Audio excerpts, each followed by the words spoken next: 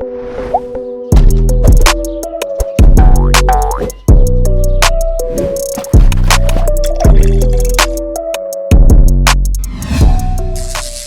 have paid $10,000. We could have paid $15,000. Whatever it is. Good night. You going to bed? No. You over here yawning and shit. I'm waiting for am you I to tell that your boring? story. Am I that boring? Tell your story, my boy.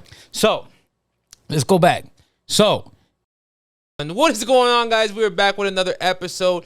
Episode 9 is here with DeeJayEuro. And DeeJayEuro made us today. I don't know if you can see it. Let me stand up. We're going to stand up. Our own very personal DominicanJonn Drinks podcast, Bathing Suit. I've had other people that do design and clothes and shit like that, and they didn't even come up with the idea to bring their product to the business. This is a business. This is marketing. Come on, guys. Eero came prepared. I was like, yo, bro, just get some cheap-ass shorts, put our logos on it, you know what I'm saying? Just to promote the fact that you have a press, you know what I'm saying? A clothing press and stuff like that. We're going to get straight into the news. Got a couple dimes for this week. Yeah, man, it's only been a week since Mama Duke's podcast. Go check that out. I mean, the video's not going to come out a week later, but I literally recorded 6 days after. Today's 6 days after, yeah. And, yeah, and then I just got news. I'm going to Rolling Loud. So, DominicanJonn, Rap TV, Rolling Loud this weekend. Hopefully you guys are watching this while I'm at Rolling Loud. You know the fucking vibes. Let's start off the news, guys. Tory Lanez, August Alsina. You already know, we didn't think this man had any beef with any young heads, but apparently he had beef with Tory. And, the quotes, the news articles, the what do you call those? The titles of the news. I don't know what the fuck I'm talking about. They claim that he didn't like how Tory Lanez spoke about him to the public. So when he seen them backstage at wherever the fuck they're at, he walked right by him when he tried to dap him up. Then there's videos of him stumbling back and forth. Tory Lanez was heated.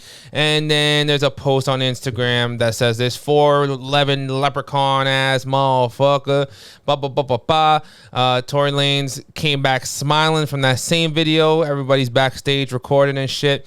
But yeah, he caught the Will Smith left hook from mini Will Smith, I guess. You know what I'm saying? Maybe Tory Lanez wanted some Back in Blood vibes, you feel me? So he got that Back in Blood, you feel me?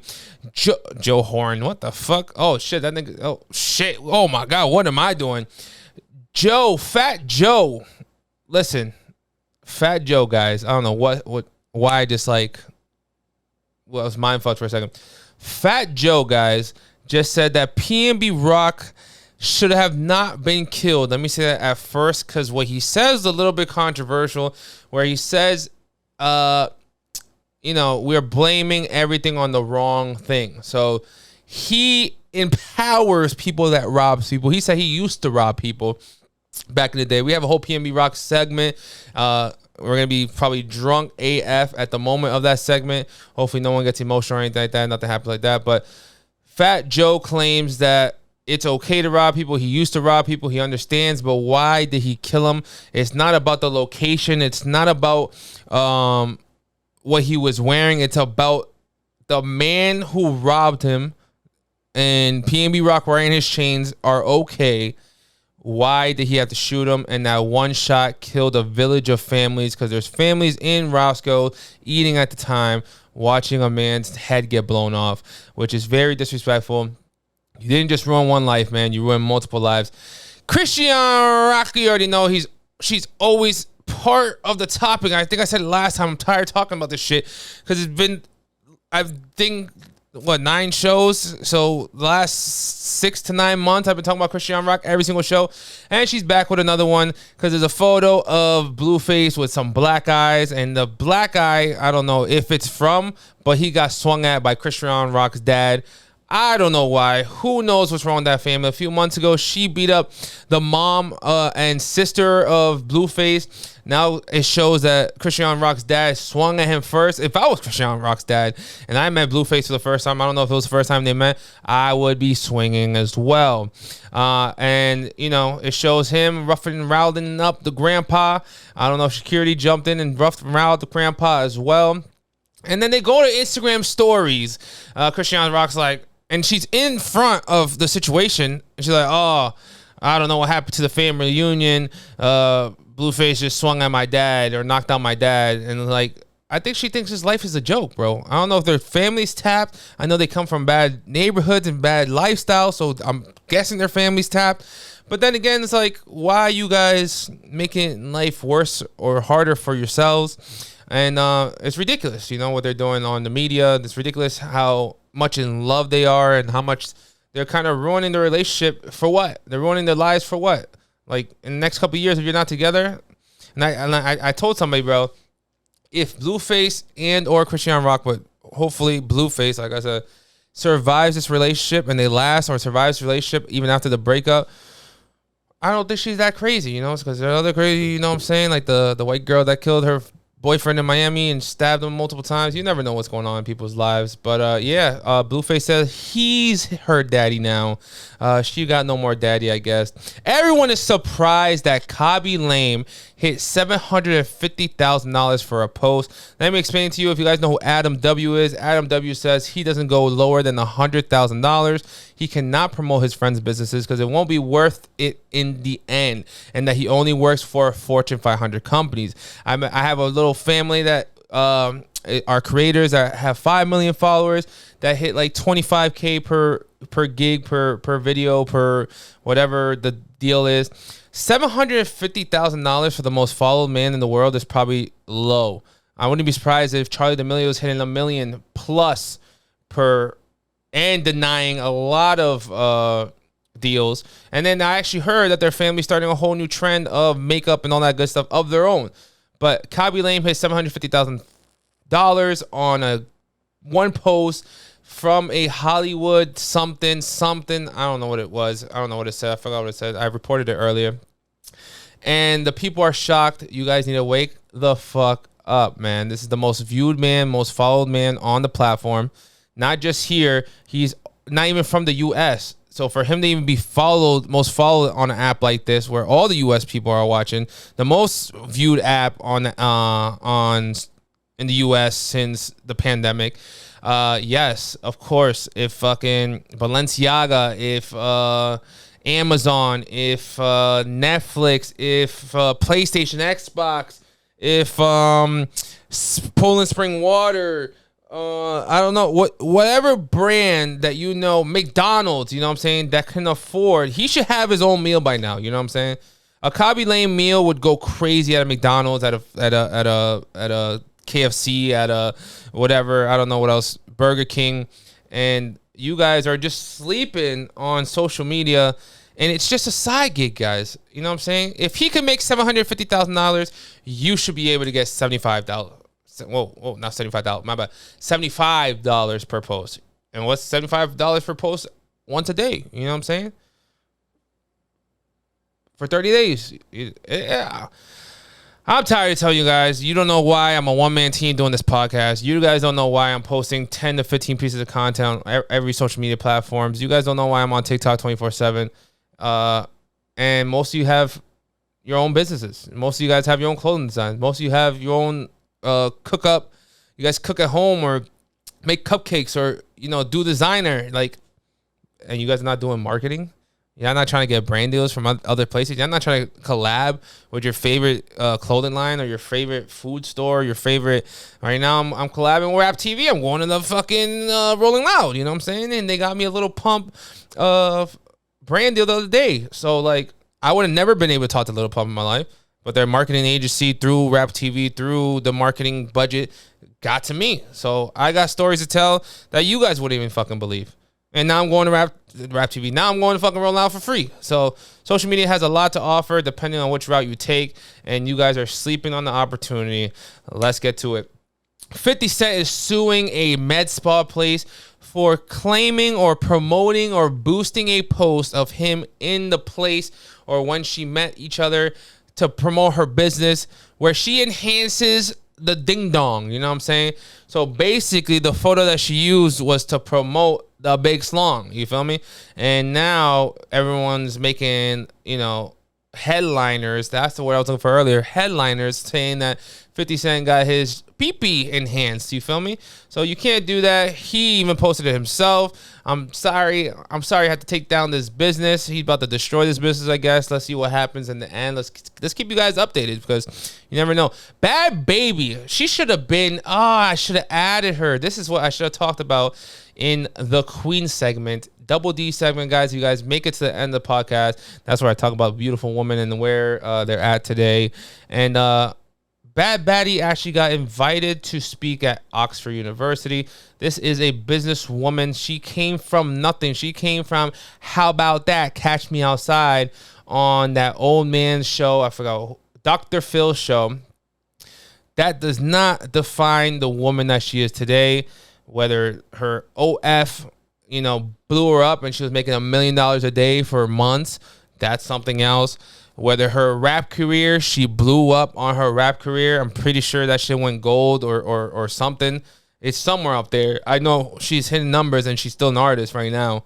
I know she bought a fucking like $6 million house that was more like $300,000 more expensive than someone's house that I was talking about the other day. I think it was the baby's house or another artist that was like not even at her level. Well, she was not at their level, and she's buying the houses off her OnlyFans. And now she's looking to speak at Oxford University. You guys look at these women with OnlyFans like they're trash or whatever, and it's not true. She built a brand. She was underage. There's a lot of weirdos out there. You women have, you guys have it, bro. Y'all have it. You know what I'm saying? If I had some big titties, big ass, and she don't look like that, but I would be outside. You feel me? You know, private OF. On a certain page like Twitter, you know what I'm saying? Get on Twitter, guys, or Reddit. You know, you can find everybody on those for free. But they're doing it for free because they're only giving you a 20-second clip when there's a 3, 4, 5 minute video of her ass getting blown out, whatever it may be. Guys, Anthony Choppa is breaking up with his girl because he does not believe in monogamous relationships, and he believes in polyamorous relationships, I guess. I'm pretty sure this is the same man that lost his kid back in the day. I would need to reassure if that's facts, but and I'm pretty sure he's with the same girlfriend that he lost the kid with. She wanted one man. He said he wasn't ready for one man. The headlines, and this is headlines is a dope word today, because the headlines made it seem that he wants to be single because he didn't want to get caught cheating, or he wants to be single because his girlfriend wouldn't let him cheat, or something like that. And he made like a YouTube video. Anthony Choppa has his own personal video. I don't know what it is. His own personal YouTube show. And he just spilled the beans and stuff. But now he's a single man and not with his woman. I don't know what to tell you guys. Ye has left Gap. Kanye West has terminated his contract with Gap. We talked about his trash floors, clothes on the floor in a bag. Dig for it or don't buy it at all. Energy, never seen before. I would never buy clothes from a bag off the floor.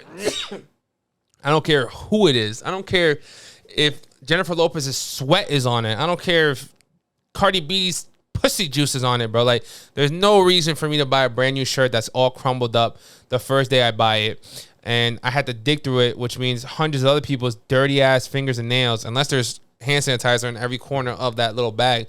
Dirty hands are all in there grabbing, looking for the extra small at the bottom of the pile. That makes no sense. But he said he's not going to argue with people broker than him.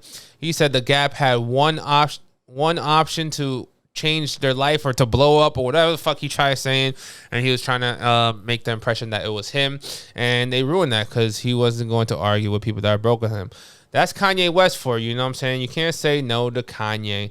Guys, DeeJayEuro is in the building. The topics are pretty fire this week, and I'm going to go start making more fire topics. I already started writing down notes for the next show and stuff like that, and then as the day comes, I take one off and put one up, you know what I'm saying? So it just gets better and better. Topics are better. If you guys haven't, follow me at DominicanJonn TV on Instagram, DominicanJonn Drinks on TikTok. I know you guys not want to watch the full podcast if it's not your friend or it is your friend, but I do post the funny clips. I do post the motivational clips, and I do post just dope ass conversations, and I make sure it's interesting. It's only 30-45 seconds, and you can say I love your podcast, bro, just by looking at my clips. I will not be mad, because that's what I do to other podcasters. I watch their clips. The clips are fired. It makes content. That's the point of this. I sit here for 2-3 hours, and then I have a whole week's worth of content for the rest of my life. Dominican John's here. Remember, the man made me my own personal shorts. Dominican Jonn Drink Shorts is out now. Just kidding. I'm not selling shorts, but I should be selling shorts. I want to sell hats soon. Now we're rolling out, bro. The hotels are mad expensive. That's going to set me back, because I was going to put like $500-$600 into some hats and some stitching. Priorities, my guys. You know, content comes first. I should be at the top. And since I'm not, I'm going to work 10 times harder. So I love you guys. Thank you guys for watching one more time.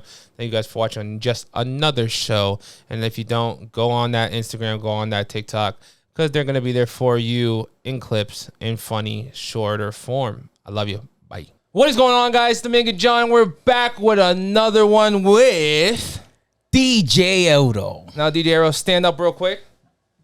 DeeJayEuro came with the customized his logo, and the official Dominican Jonn Drinks bathing suit for the Bathing Suit podcast that I might just put somewhere up here. You guys can't even see the top, so I need to probably put it down here. I'll figure out where I put it, or maybe I don't know. But this is fire. So this is my little inspiration. My hats, and now I'm thinking about shorts too in the future, and that'll be so fire. Aero, tell them who you are while I get you some ice and pour you up a drink. So my name is Jose. I've been on Jonn for a good amount of years, and I started DJing and Juquero and Mambo drinks back in the days when we first started with Mambos. And yeah, I became my small business owner in Massachusetts. Ooh, what's the small business? So is it what we have on our pants right now, or something else? So my wife and I do flowers. Well, technically my wife does the flowers, so flower arrangements. Ooh. So for Mother's Day, weddings, any special events that you have, we go out and promote. If you want us to do your centerpieces for your wedding and all that stuff, yeah, you hit me up. My ad is on the live, so.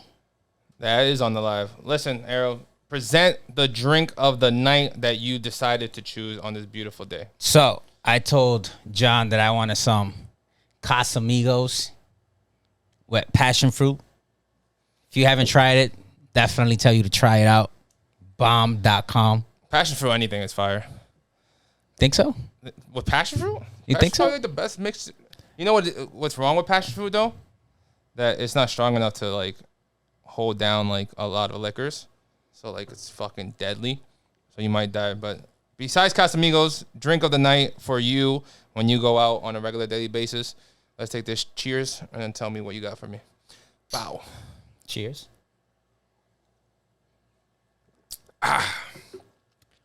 It's gonna be a good night. So, technically, my drink of the night that's all I get. Either that, or Casamigos? Yeah, Casamigos and passion fruit, or Malibu and pineapple, or passion fruit. Malibu and pineapple is always valid.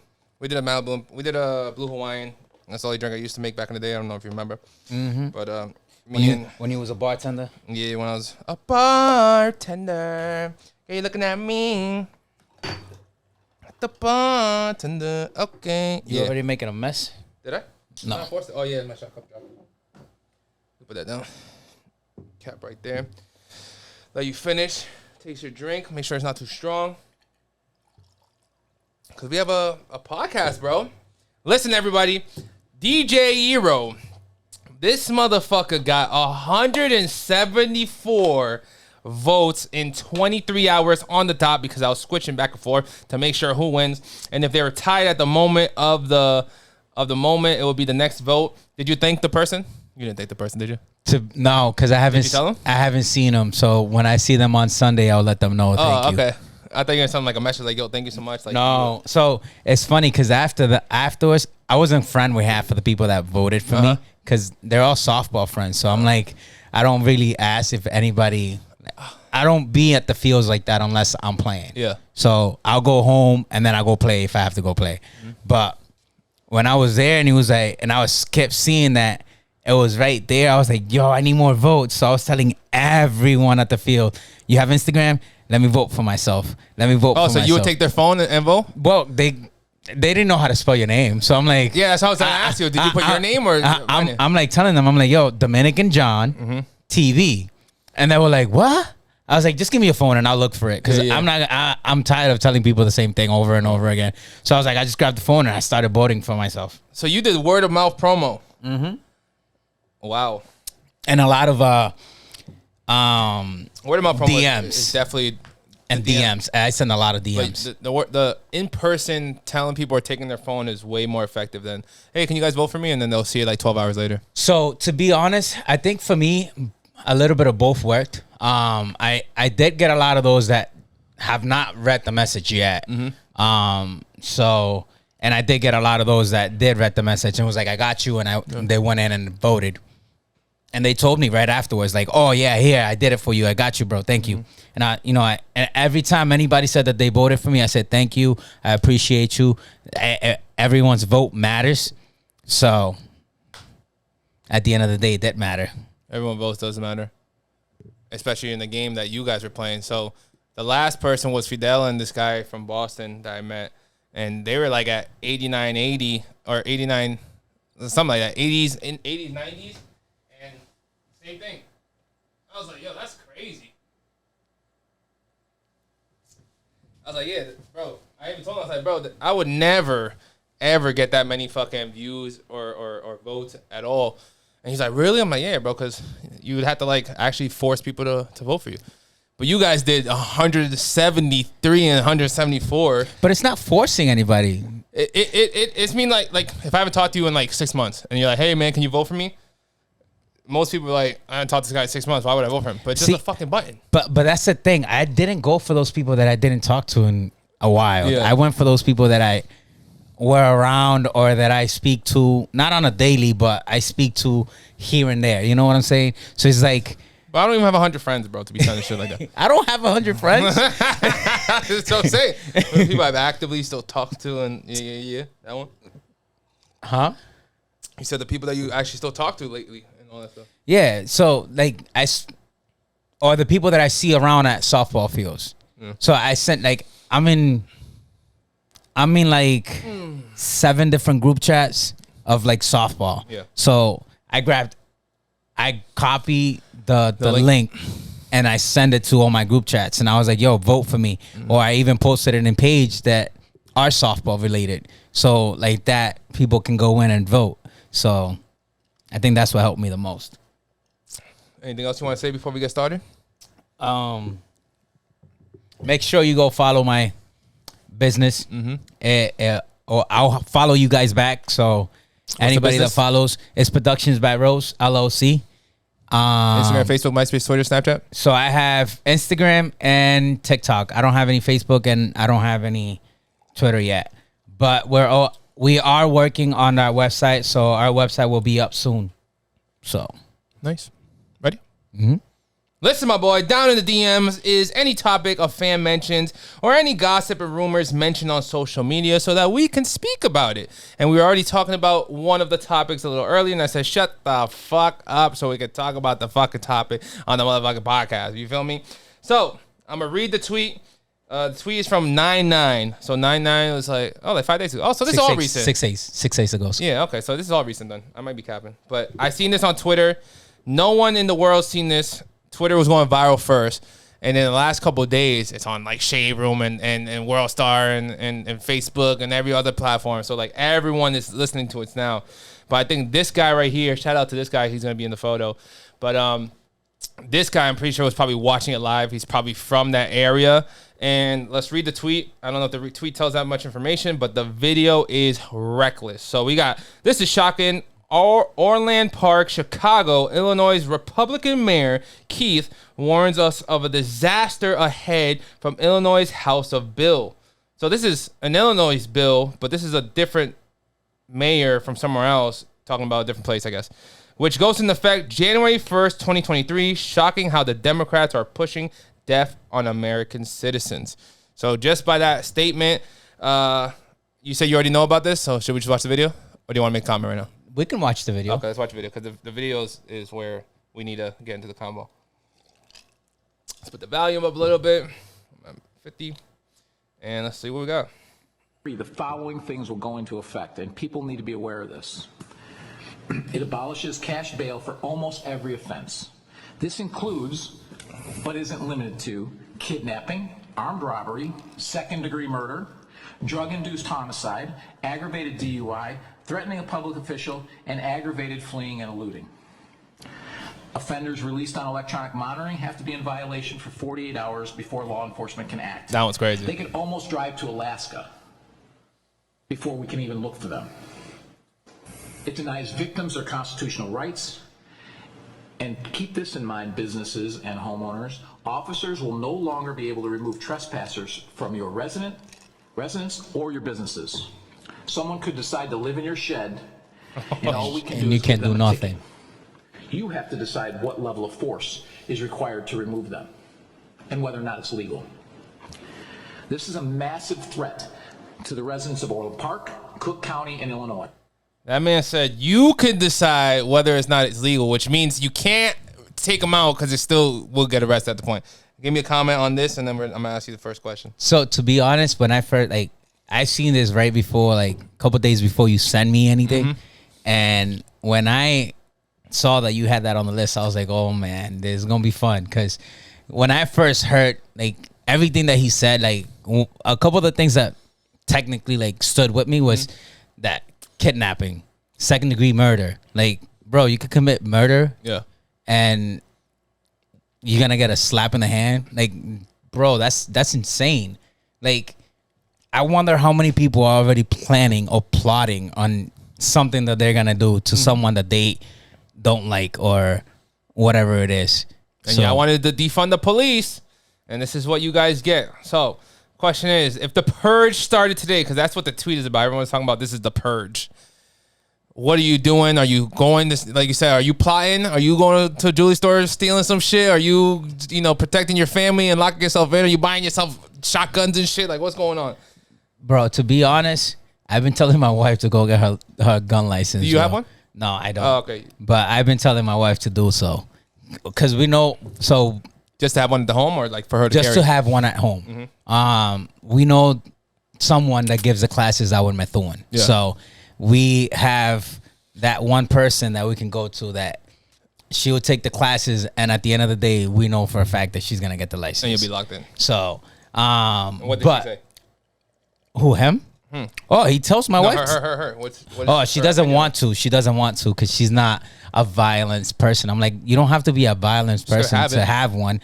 You still need to do training and shit. Just to have one in your possession, just in case any see what's going on now. Imagine if they pass that out here. Yeah. You know how many people are going crazy to try to do anything? But we were just talking about New York and Cali. They're already starting. They're cutting off the prostitution. They're cutting off the petty thefts. They're cutting off and. I don't think I would do any of that stuff. I think I would be more trying to take care of my family than going out and robbing someone. But the thing about the purge is when you get locked down, you gotta so let's say you're gonna protect your family, but you need to go out and start shopping and prepare yourself to be locked in for months. The real purge when people are they sign up to go kill and kill the capacity of people, or they decide to stay at home and they put metal fucking doors and on the windows and shit and get locked in. But they already purchased. They have a certain date. So this is a certain date, January 1st. I think so from here to January 1st, what are you doing? I'm buying a lot of food and locking myself in my house with my family. I'm not risking anything to be out there to lose either me or lose my wife, lose my son. I'm good. I'll stay home. We're going to continue this convo because PNBROCK is on the topic, and, I already know what happened this week. But this I seen it, and I'm like, why do I feel like this would be such a great conversation? And if not even a great conversation, just to introduce. Because a lot of people don't watch this shit no more. Do you watch the news? No. Am I your news guy? Well, somewhat. I don't do political and all this shit. I think if I wasn't on Instagram and saw someone posted this, I think you would have been my first person to show me this, to be honest. So I wouldn't even known and if I didn't see that on Instagram. And but wait, hold on. Before we keep going, Do you think? I want you to answer that question. What will you do if you knew that was happening in January 2023? So I have a lot of rules and morals in my head, and I would just let it all go. So I'll probably go fuck some bitches, you know, go rob some stores, eat whatever I want, live life, you know. Because the thing is, you could, you know, lock yourself up with family and friends, or you can group, ganged up, you know what I'm saying? Let's say I have my cult. I'll be, all right, everyone meet up here 24 hours before, and let's set up, like, take over McDonald's or something. And we have, you know, months of McDonald's, and then the liquor store's next door, so we'll take over McDonald's and the liquor store. And I'm like, yo, who has a carry? Who's licensed to carry? I got security guards on the block, and it'll be some GTA shit. You feel me? So I feel like I'll take over a little, like a plaza. A little You know section. what I'm saying? Whatever plaza's down the street from your house that has like a little liquor store, some Chinese food, some McDonald's or Burger King. And then tell all my peoples, like, yo, this is a safe place for all my fans and all my peoples. See, all my family and friends. I don't have that around. So, like, I do have one, but it doesn't have any, like, McDonald's or any of that stuff. And then the liquor store is across the street from it. So he's like, I'll pass. I think I'll stay home. And I feel like you're going to die anyways. Because the thing is, with the purge, there's people that, like, are, like you said, carrying to protect themselves. But then there's people that are just going to go out there and straight slaughter, like anyone. Normal people. Yeah, like anyone. normal civilians. What do you call this? I don't know what I'm trying to look for. So at the end of the day, it's like, just like you said, but in a bigger aspect of, if they're going to destroy the whole city, let's lock down, you know, the liquor store, get fucked up at the liquor store, the food spot next door, you know. Makes sense, You know. I guess. Maybe a plaza with the whole building, you know. You got to have a couple people with you. Yeah, that's what I'm saying. I'm saying about 15, 20, maybe more. Even more. But I'm saying, like, let's say it's a state thing and all of Worcester. You know what I'm saying? I say, yo, let's take over this plaza and we'll take over fucking the liquor store and the food and who knows how to cook. And let's get a chef. Blah, blah, blah. Now I got a question for you. How about if one of them turns? If you're tapped, you're turning. But if you know, you gotta be retarded to do that. Yeah, but I'm just saying, like, there's people that you think that won't ever do anything, and then at the end of the day, they'll turn around and fucking shoot you in the back Because it's legal at the 24 hours that we have. That makes sense. Yeah. So, and then if everybody's meeting there, don't you think that's an easy target? Yeah, that's true. I'm just saying. I'm thinking. So maybe family and friends will be armed, and then I'll give a safe place for my peoples. That makes smooth, that right? that Not that everybody makes in more Worcester. sense. So it'll be a Worcester DominicanJonn safe haven, but only my family and friends will be able to carry guns. That'll be fine. That makes sense. Take everyone's weapon in front. Smart thing to do is take over a fucking shooting range. True. If there's a plaza with a shooting range and some food, and then just fucking everyone park their cars on the parking lot. But I don't think there's any plaza with There a should shooting be something. range. In Florida is. In Florida, there's one here, but there's no food around there. In Florida, there's a shooting range, and then they have the food truck, the World of Food Trucks. Oh, I haven't been there. Oh, well, in Kissimmee, but that should lit. Oh, I was gonna. Oh, but that's kind of close to Orlando. The World of Food Trucks. You never been to World of Food Trucks? Nope. The Spanish spots? Send me that address. Yeah, I'll be it's there in front of Old Town. I'll be there in November. I'll probably be there in Orlando. Maybe it's too early. I'll be out there from the 1st to the 7th. What's this? Oh, this is an extra video. Okay. You ready for the next one? Yep. Cool. What we got? Would you rather have the love of your life or the career of your dreams? Ooh.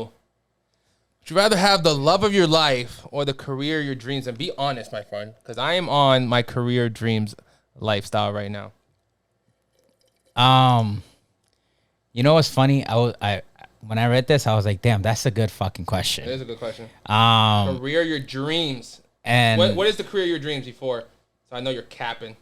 When you So- told me you want to be a fucking NBA player, and I'm like, oh, you would choose your wife for an NBA player? Fuck out of here. But so the career that I wanted when I was younger was to be an architect. okay. But For bigger cities?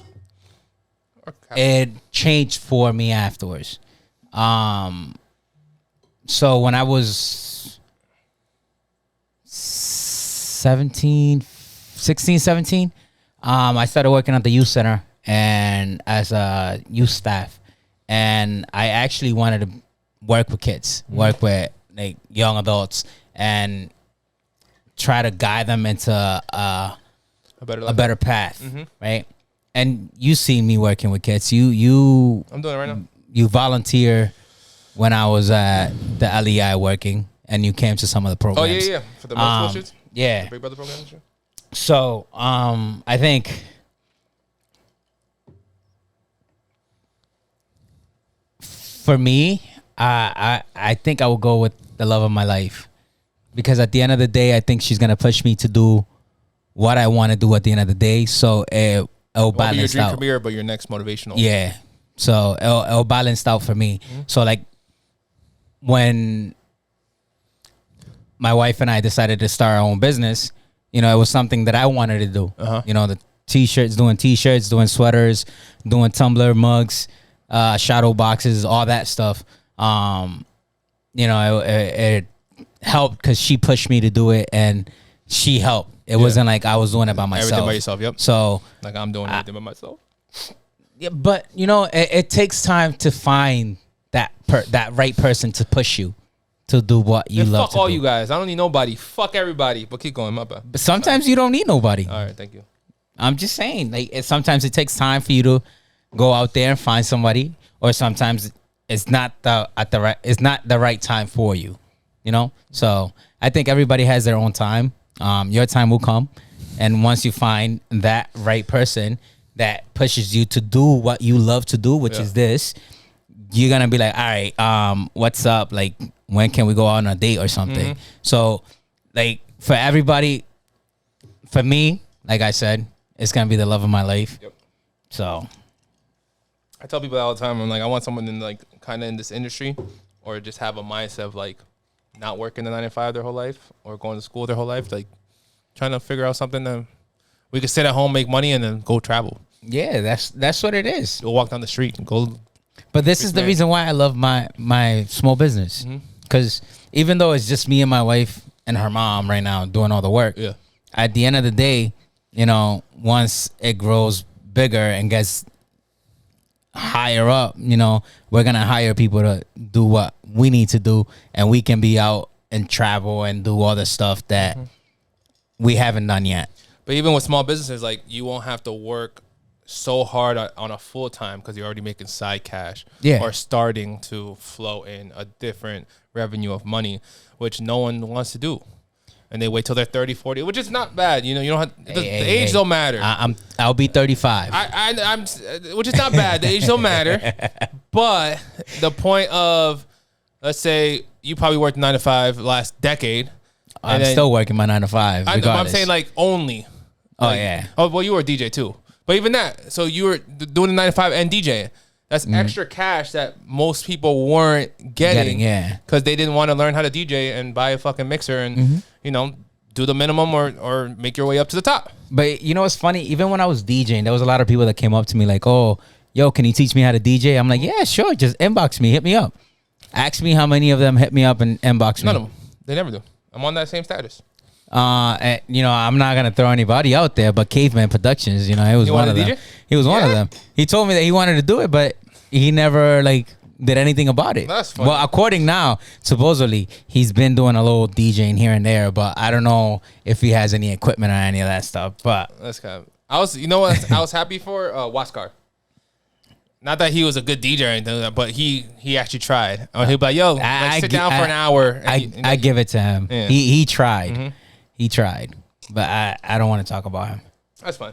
We're not talking about him. But I'm just saying, like, I see that. You know what I'm saying? When people, like, have that when someone's passion. trying. When someone's trying. Because there's Even a lot if they of don't do it or not, but you can tell that they wanted to and they just needed someone to push and no one was there to push. Yeah, but I think... I pushed you a lot in our times that we were together. You We're gonna did. talk about that because I have one little topic that I'm personally going to force it on you. You did. Yeah. You did. I'll give you that. You did push me a lot. But it got me to where, you know, I didn't need you to push me anymore. Oh, thank God. 100%.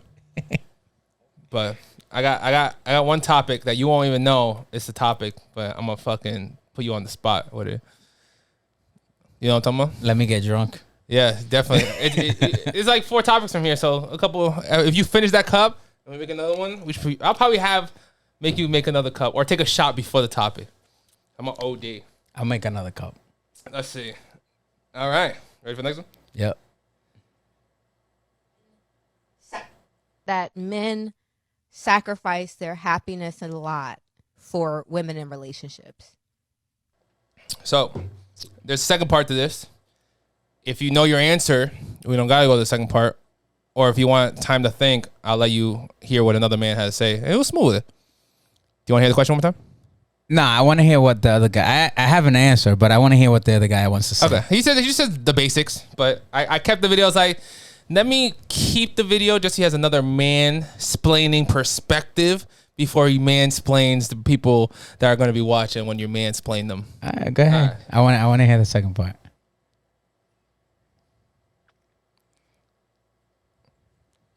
Oh, I like the title. Oíste. What's the title? Tequila talk. Yeah, I think that's their thing. That's fire. Because that's what we drinking. Tequila. I'm going to just watch the whole thing. I don't know why it didn't work, but. That men sacrifice their happiness a lot for women in relationships. Yeah, I mean, yeah, kind of. A perfect man Sunday. I'm wake up a little late. It's gonna be 12 o'clock. You go hit the NFL countdown. I don't think it wants to play. Yeah, it doesn't want to play. A perfect man Sunday. I'm wake up a little late. It's gonna be 12 o'clock. You go hit the NFL countdown. No, I don't want to play. I don't know why. Let me try the original one. Oh. Anyways, so what he said was, hopefully that doesn't happen to the rest of the stuff. NFL day, you know what I'm saying? You wake up, you watch the NFL games, you watch everything, and then later you can go to the bar and drink with your boys and watch the next game, and then you go to bed and you wake up and do the same thing. And then he goes, now when the girl's there, you wake up and you tell your girl you're about to watch the game, and she's like, come on, like, let's do this before this. They're already up 20, you're not going to miss anything. Damn, I'm mad close to the mic. You're up 20, you're not going to miss any. They're up 20, you're not going to miss anything. And then he said he missed, like, one of the craziest spin juke move after being up 25 points or something like that. And it was, like, a historic moment for the player that did the craziest move in the world. And he's like, I fucking missed it. Because my wife told me that they were up 20 and the highlights don't hit the same no more. So that's what he said. But he sounds like a really funny guy. What was your answer to you guys sacrifice your happiness for women? I think you don't sacrifice anything. You do. You don't sacrifice your happiness. Because, hold on. I didn't say anything. If you do love that person that you with, your happiness is her. Okay. You know what I'm saying? Priorities. So if you want to be happy, if she's happy, I'm happy. You know, if my wife is happy, I'm happy. She does a lot for me, and I do a lot for her. So for me to say that I'm sacrificing my happiness for her, I don't think I am. I think where I'm living my happy life when I'm with her. So I don't think I'm sacrificing my happiness. So you have softball on Sunday, and she goes, "Oh my God, baby, let's go pick out some flowers instead of going to softball. You only do softball once a week, but because my flowers are more important, let's go softball. Let's go pick out some flowers before you softball." See, she doesn't tell me that though. But if she does, she doesn't tell me that though. If she does, but I'm telling you, what are you doing? But what are you doing? What am I doing? Are you gonna pick some flowers to your wife, or are you gonna skip your 1 week of being a man? No, I'm going on I'm going on my softball game. So do men sacrifice for their happiness? Sometimes, but that's what I'm saying. Like sometimes you have those times that you make her happy and you make yourself happy. Mm-hmm. So let's say the whole week I did a lot of things for her. Yep. Right, I made her happy throughout the whole week. You need a day. And then on Sunday she comes up to me and asks me that. And I'm like, no, I'm going to go to my softball game because you already knew I had a softball game. Mm-hmm. So why would I stop going to my softball game when you knew that I had it? Now, if it's afterwards and my games are done and all that stuff done, let's go. And see, that's the thing with my wife. My wife never tells me like, oh, don't go to a game just because she wants to do something. She'll tell me, I'll go with you and we'll go do it afterwards. So that's why I'm saying that I don't sacrifice my happiness. So you were playing softball from 1 to 9 p.m. You're sweating balls. You smell like shit. And then she wants to go pick out flowers and go walk. I still do it. I still do it. But that's you sacrificing. You wanting to go home and go to sleep. No, because I'm not. So I'll tell you this, right? Don't make me keep going. I've been going to games, right? And I get home and my wife asks me, "What do you want to eat?" I'm like, it doesn't matter to me. Whatever you want to eat. And then sometimes we'll be like, "Oh, let's go to Texas Roadhouse." I'll go same way that I look. If I just got out of the game, smelly and all, I still go to it. I would never disrespect Texas Roadhouse like that. Texas Roadhouse is bomb, but it's my son's favorite place to go to. So I go regardless. Even if I smell, if I don't smell, if I look good, if I look horrible, if I haven't gotten a hair, I don't care. Because at the end of the day, who I'm making happy is my wife and my son. This could be a very inspirational podcast, guys. put the sad piano sound on, please. Stupid. Did we make it? We made it, my boy. We made it. Cool. It's time for another shot because it's another segment. How you feeling so far? Feeling good. This one's smoother. You know, the first part is like, I know the person. Let me try to finesse, some crazy words out of them or finesse some dope, conversations. It's more about you guys. And then we get into, topics of relationships and how we would feel if we were in their position. Fuck, why do I always do that shit? And other shit, So, shot time. You can be half shot. You can pour your own shot, brother. I was thinking a big bottle. No, you don't want me to leave here. Yeah. I was like, damn, $7.50 I already know for two people is good enough. But I seen the big one right next to it. It's like $20, $30 more. And I was like, sheesh. Big bottle. And if we don't drink it all, I'll still have more for later. But he doesn't want me to go home. Salud. You have anything to say? Nah. Let's go on. I fell asleep on this chair once because someone... How the hell you feel it? Bro, this chair hurts. My ass hurts right now. Henny and Mike's Hard. Mike's Hard was our passion fruit. More alcohol. You know what Mike's Hard is? Yeah, the beer. The light beer thing. Yeah, the juicy ones. Yeah. But liquor and liquor was the mixture. So Mike's Hard is juicy, but it's still alcohol. And then we'll put Henny in it.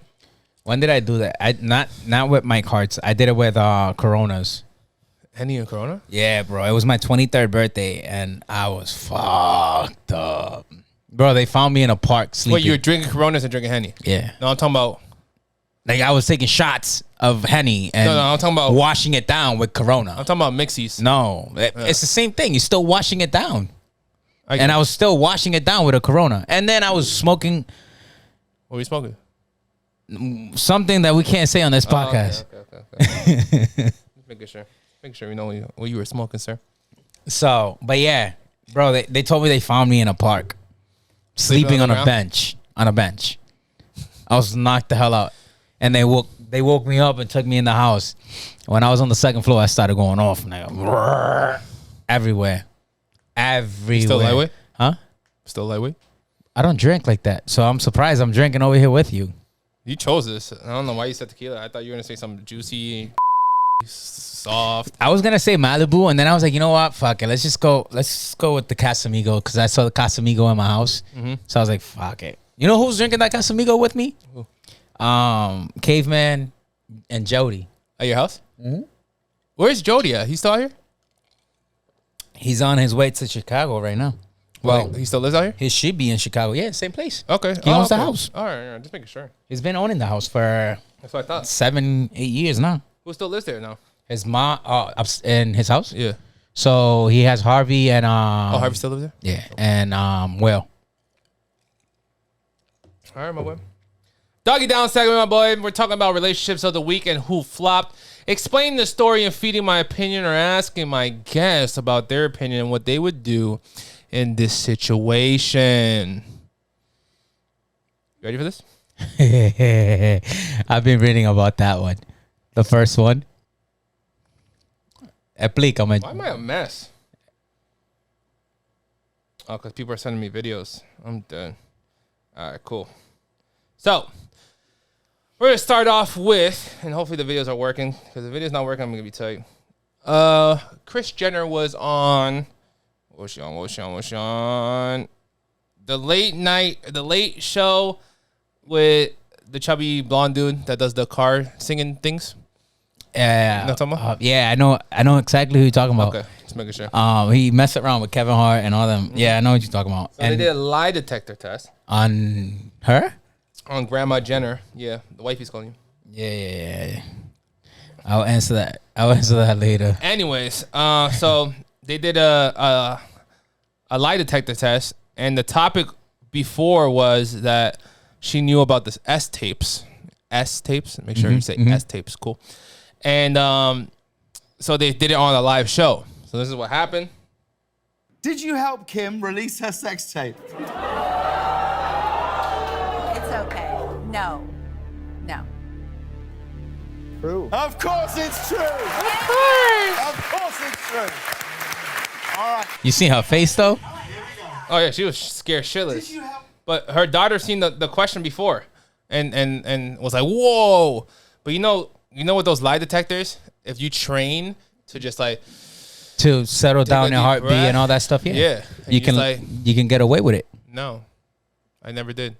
And they'll see maybe slightly a little thing, but the lie is when you like your heart beats. And it goes higher. Yep, when you ask the question. So I don't know how true it is. And this guy's been doing lie detectors for all the like TikTok celebrities and a lot of celebrities lately. I don't know why they only use him. I'm guessing he's making bread off these people. But for that to be a scheme on television, Mr. RayJ was so mad, and he actually exposed the fat man that's getting booked everywhere. In 2002, conviction with over $20,000 in fines in 2002 by Judge Paul Hogan. This guy, they gave Chris Janke the lie detector test. The network should be ashamed, and you should too, Jay Corden. So his name's Jay Corden. James Corden? Is it James Corden? Does that make sense? I think so. James Corden. I think that's what it is. Yeah, from the late night show. All y'all getting sued for playing with the truth, and the truth is, my boy, initial and everything proves that each letter, each page is confirmed that it's going down. Without our signatures right there, our initials, then these pages won't, like, they'll be void. Right? Now look. This is just the first shit.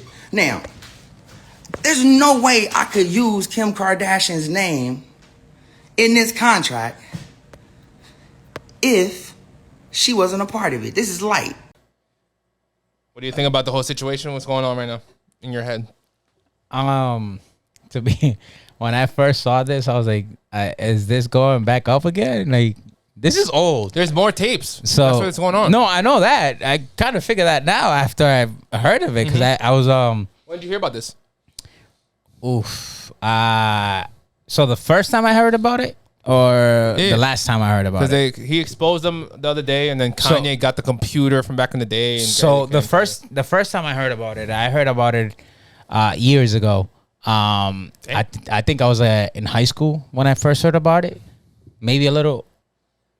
I don't remember. But that's the first tape you're talking about. Yeah. No, I'm talking about the second tape. No, and all I the know, scams. but what happened in your generation? So when I first heard about this stuff that's going on now, I was like, again? Yeah. Like, they're going through this shit again? Like, more S tapes? Yeah. Like, are you serious? Like, what is going on? So, when I first heard it, I heard it off of RayJ. So, I heard what he had to say. I haven't heard She doesn't say anything from, like, her mom, her sister, or any of her family or herself. Yep. RayJ is the one that's been speaking up because of everything that they putting on him, saying that they didn't know about it, that they weren't going to sell the tapes and none of that stuff. So I'm going by what he's going. And when I heard about it again, I was like, oh man, this is coming up again. So let's see what happens. So I wasn't like I was shocked, but not shocked. Do you think it's true? Do you think there's more S tapes, and do you think it's true that they knew about it and it was a business plan? I think there's more to the story. Oh, it's more. But they just not talking about it. They're not gonna say anything. So we can hear everything that RayJ has to say, but yet again, that's only part of the story. We don't know the other Kim side of the K story. on their TV show said, she started crying. He's like, how do I not know that he has a video of him putting it in my butt or something like that? And then like, you don't remember him putting it in your butt? But he said that he gave her all the tapes. Yeah. So it's like we know his side of the story, you know. So we know supposedly he gave her the tapes, all the tapes, right? How do we not know? Kanye that? got it from him, but yeah. But how do we not know that they have copies? Actually, Yeah, he has copies. Definitely copies. So I don't know. I think it's just stupid. Like, don't get me wrong, she's bad. Yeah. But at this age and where they're at right now is stupid, right? But it's just stupid, bro. Like, grow up. Like, you motherfuckers are like 40. Old and They are 40. Let me not say old because I'm You're almost there. But you guys are up there. Like, you guys ain't young no more. You know, I understand if he was like 20, 25, but you're not. You're almost 40 something, depending on, I don't know how old they are. Well, but his argument is that he's a family man now and he's grown up and you guys are tarnishing his name. But that's what I'm saying. Like, grow up. Like, they need to grow up. The Kardashians or yeah, because according to RayJ, they're the ones selling the tapes and they're the one doing all this shit, right? Yep. So RayJ's trying to live his life with his new family, and he's not trying to go. He's not trying to see this shit come up. Yep. You know what I'm saying? So I think they should be moving out of all that. Forward, not backwards. Yeah. And just move forward. Leave it alone. Like, move on. It's the whole TV thing, because what happens is it comes out, right? Let's say something comes out about me and you, and we're fighting today, but we're doing a reality TV show, and then 6 months later, the whole world on reality TV sees the fight again. That didn't see the fight the first time on TMZ or World Star, and now they're re-reporting everything that's going on. You know what I'm saying? That makes sense. That's what happened with Tristan Thompson and him, his new baby mama. But what was it? The point of this is we have a man that's a family man that wants to get over this, but still is bringing the contracts and everything back to life on live, and we have a family that needs to monetize off the reality TV show. That's why I want to like capitalize on that. We don't know anything, or they're not talking. Because she's crying on the reality TV show. She's crying that Kanye, that she hates so much while she's fucking Pete Davidson, is bringing tapes from an old camera, computer. You know what I'm saying? But I think that's what helps her a lot more, is that they have a TV show that they can talk about all this stuff, right? But they keep bringing it up on that TV show. With RayJ, it sucks for him because he has a platform. But that's not the platform he wants anymore. But he doesn't want that. So it's like, who's the person bringing it up the most? The family. So now, if RayJ's not talking about it, why the hell are you guys talking about it? Yep. Just move on. I feel you. Hold on, let me fix this chair real quick. So I can put my leg up, 'cause my ass hurts. Your leg up? Yeah. Right here. Wow. No. Better. Oh, like more support on the leg, you saying? Yeah, 'cause my ass hurts. Like my right cheek hurts. Sitting on like the edge. I don't want to be too close to here. Okay.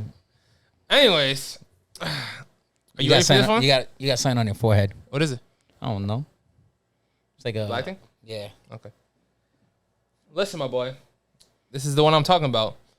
So, IndiaRoyale's announcing she's a free agent on Twitter after breaking up with LilDurk. Did you see the tweet?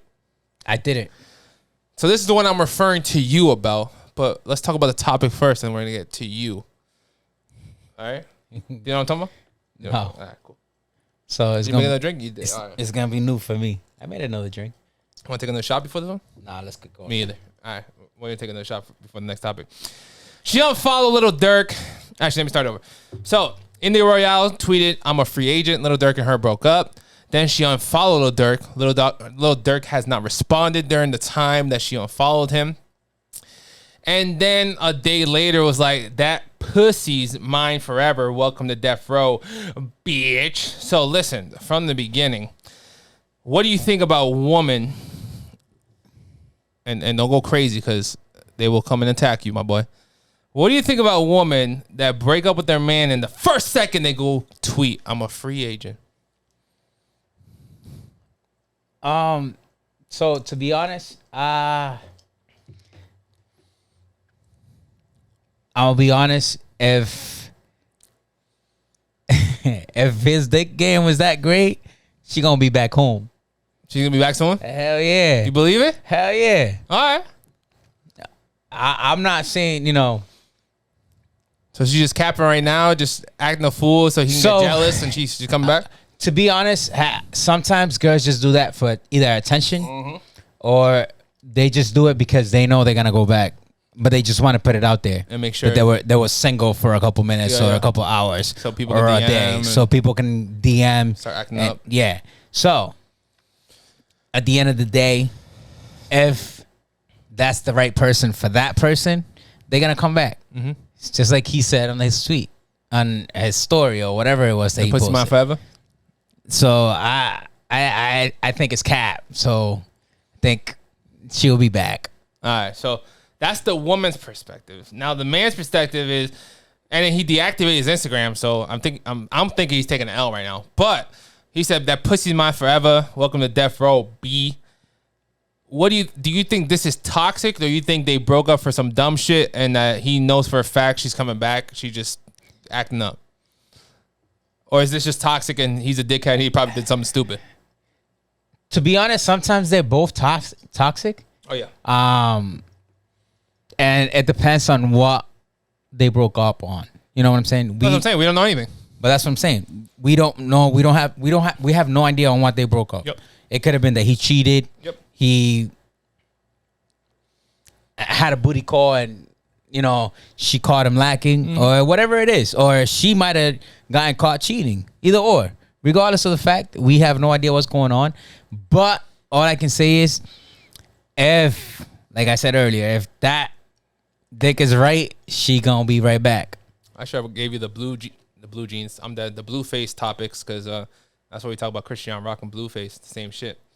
You know KrisJenner rocking blue face? Yeah, the one that has his tattoo, tattoo right here, and the tooth and the neck and the pussy. And yep, I heard about that. I paid attention to that. So podcast. Listen, my boy, you used to be one of these people. That I'm a free agent people. Business wise, I'm not talking about your relationship. Business wise, whoa, we're not trying to get personal like that. Listen, when you would stop working with a club, and we're not mentioning any names, so we're not shouting nobody out right here. You would say, "I'm not working with these people no more. I'm not DJing here no more." Why would you do that? And fuck the place, fuck the person. Just tell me without saying the person's name or the place's name. So,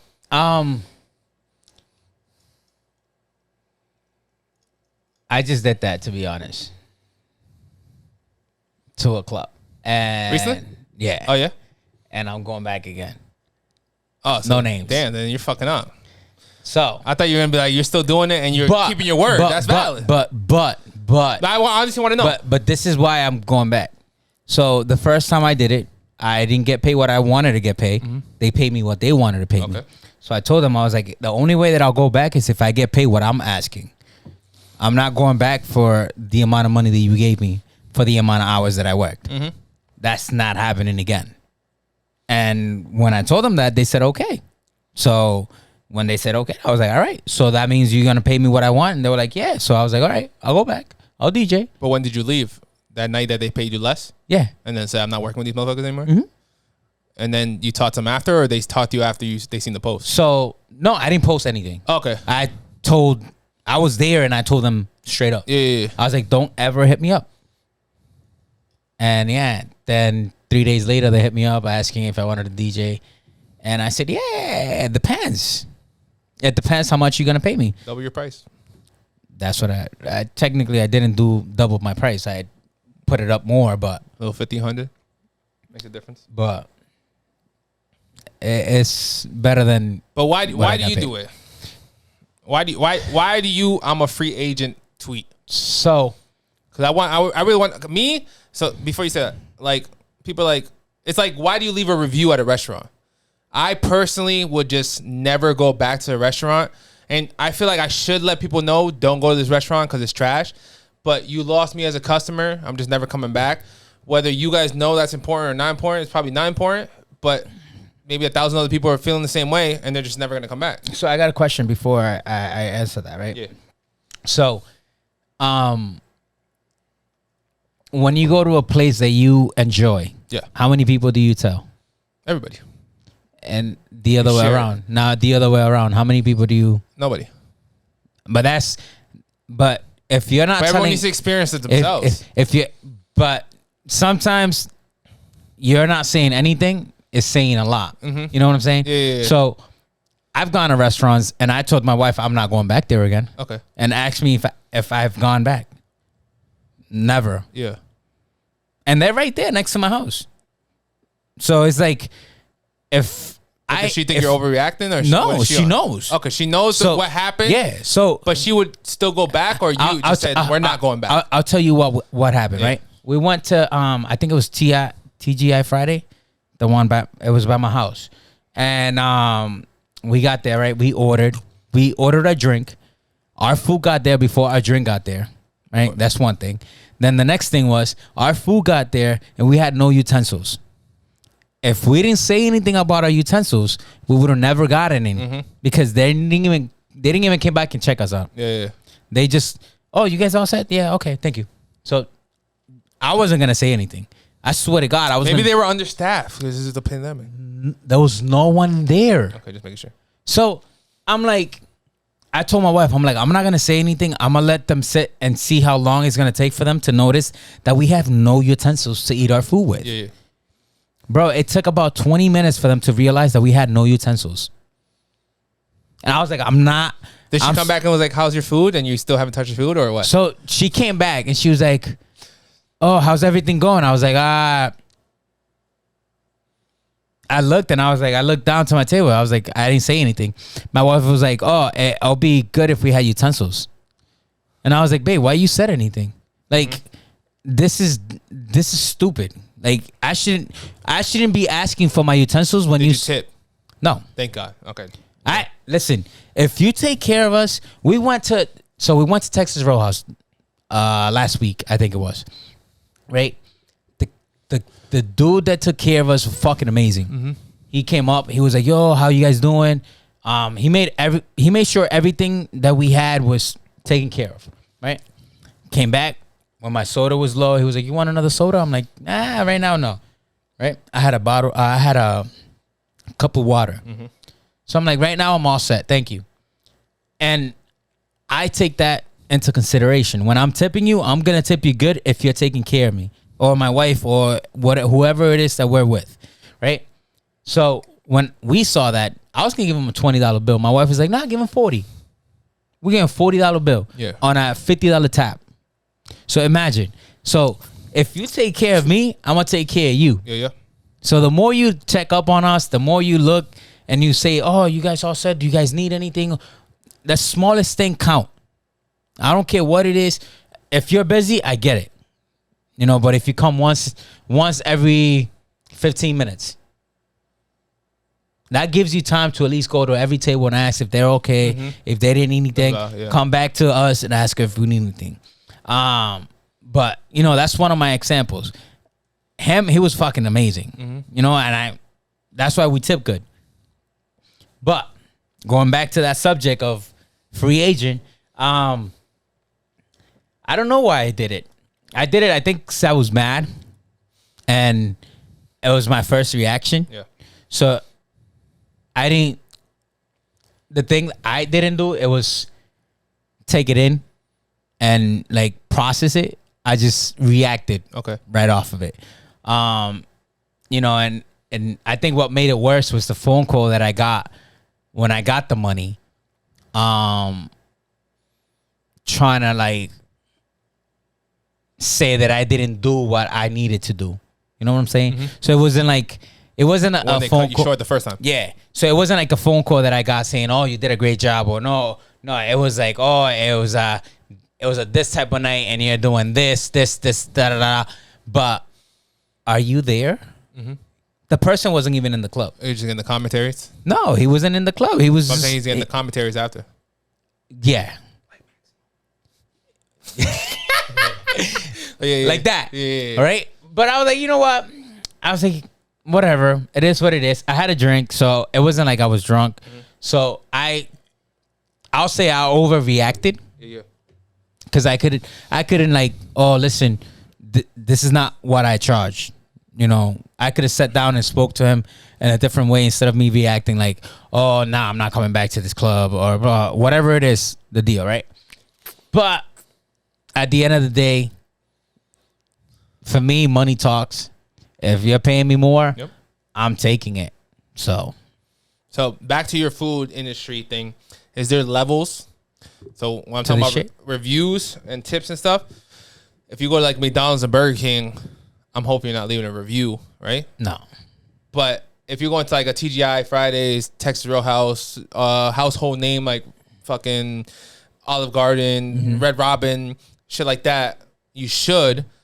But then what about family-owned businesses? That's where I come in, where I don't leave the review or tell anybody, because like a family-owned, you could destroy a family-owned with one review because they only have 10 reviews. You know what I'm saying? Where are you at with those levels? I'm hoping you're not giving, McDonald's sucked. They took 30 minutes to give me my fries.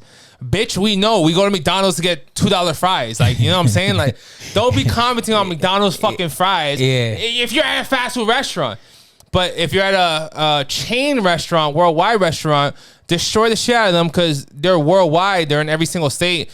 You know what I'm saying? At the end of the day, they have millions of fucking reviews. Yeah. But then I'm talking about a local family restaurant, and people are like, because you know what people say to me? It's kind of separate, but they're like, I'm like, when I go to a state, a random state, I'm like, yo, where the hookah bars, where the Spanish people at? Like, oh, that's in the hood, bro. People die every week and every day. And I'm like, yeah, bring me over there. Because your reviews and your local shit, your ghetto shit, you guys gang-related shit, yes, you guys die every week. I just want to go motherfucking smoke some hookah and buy some cheap bottles. You know what I'm saying? Yeah. But you guys are like, niggas die every once a month. I don't give a fuck. I'm just trying to smoke some hookah. We can leave at 1 o'clock, get home safe, and everyone else dies after. So where are you on that level? So to family-owned business, are you going to be like, this place sucks, let me tell everybody? To be honest, I haven't had a bad review for a family-owned business. So I don't. Do you do reviews at all? I was just saying reviews as a topic. I don't do reviews. I don't like reviews. I don't like positive. I don't do positive reviews either. But I talk. So like, I haven't had a bad experience with a local restaurant or a family business owned restaurant. So I can't be like, oh yeah, I had a bad experience at this place. You know, I can tell you that every time I've gone to a place and I liked it, I'll be like, yo, you got to go to that place. Like the tacos are amazing. Burritos, amazing. All that stuff, amazing. But I can't tell you that I've left or I've talked back bad about a family-owned restaurant. Yeah. I don't think I have. Now I have one more question. So I'm the type of person to be like, their burgers are fire, their burritos are trash, and their drinks are trash. But if you go there, go get the burger. Or do you just say everything is trash, like don't go there ever again, and you recommend somewhere else? Because if somewhere else is way better, but it's like, let's say if I'm not from here, and I'm like, yo, I want some Mexican food, whatever. But you went to a Mexican spot where your drink was trash, and you're like, oh, that Mexican spot is trash. But you knew the food was super fire. But because you had a bad service on the drinks, you're like, don't go there. So I don't want to drink. I just want the Mexican food. And you're like, the food's fire. So, you know it. So to be honest, no, I wouldn't. I'll tell you what to order instead of telling you that. Okay, cool. That some people just like, don't go there because of this. No. I'll tell you. To be honest, you got to try this. Like Mexicali, right? Let's put Mexicali as an example, right? Mexicali's big. And I love the fried ice cream, right? So half of the time I only go there just so I can get a fried ice cream. Yeah. Mind you, I'm not supposed to have any fried ice cream because I'm lactose. Yeah, we know. So I tell a lot of people like, yo, listen, if you like fried ice cream, the best place to go to is Mexicali. Yeah. But I don't be like, nah, don't go there because their food's trash. I haven't had any bad experience. I haven't, and their food is actually good, to be honest. So I haven't had no bad experience. I can't talk bad about any restaurants yet, except for the ones that I had bad experience and I told people not to go there. All right, dope. Anything else you want to say? Nope. Now I want to say one more thing is the question I asked you about, am I a free agent, was I'm not working with this club again. And I used to tell you, fuck the club. Let's make money off this motherfucking club. Regardless if you're not directly contacting them, you're working with me. You're going to be my DJ. I'm working with the club. It's almost over, bro. Pour up. I'm working with the club. Fuck, you don't have to work with them. You don't have to talk to them. I'm going to pay you, blah, blah, blah. And I'm like, let's take their fucking money, bro. So I'm more, and that's why I really wanted to ask you, because like you said, how often do I say positive things about a place, but then I don't say anything negative and tell anybody about the negative spots? And I'm like, damn. Now that you tell me, I'm like, damn. I might be fucking up because my friends might be wasting their time and money at a place that they shouldn't. Yeah. But when I was telling you that back in the day, I was like, fuck the club. Let's run up their money, bro, and let's get our drinks and let's. But we did it though. Yeah, but you stopped for a little while. You know what I'm talking about? But we did it though. Hold on. Let's get to this. No, let's not get personal. I'm just saying. No. Let's get to this. What do you want to say? So I want to hear. We work together, right? Yeah. And if I'm correct, I'm not on gonna. Your day off, something happened. Not on my day. I'm not gonna say names. No names, no nothing. But on your day off, something happened. But the club that I'm thinking about. Yeah. Something happened between us. Yeah. Not them and the club. Not us. Not on our night. Them, right? But you felt disrespected.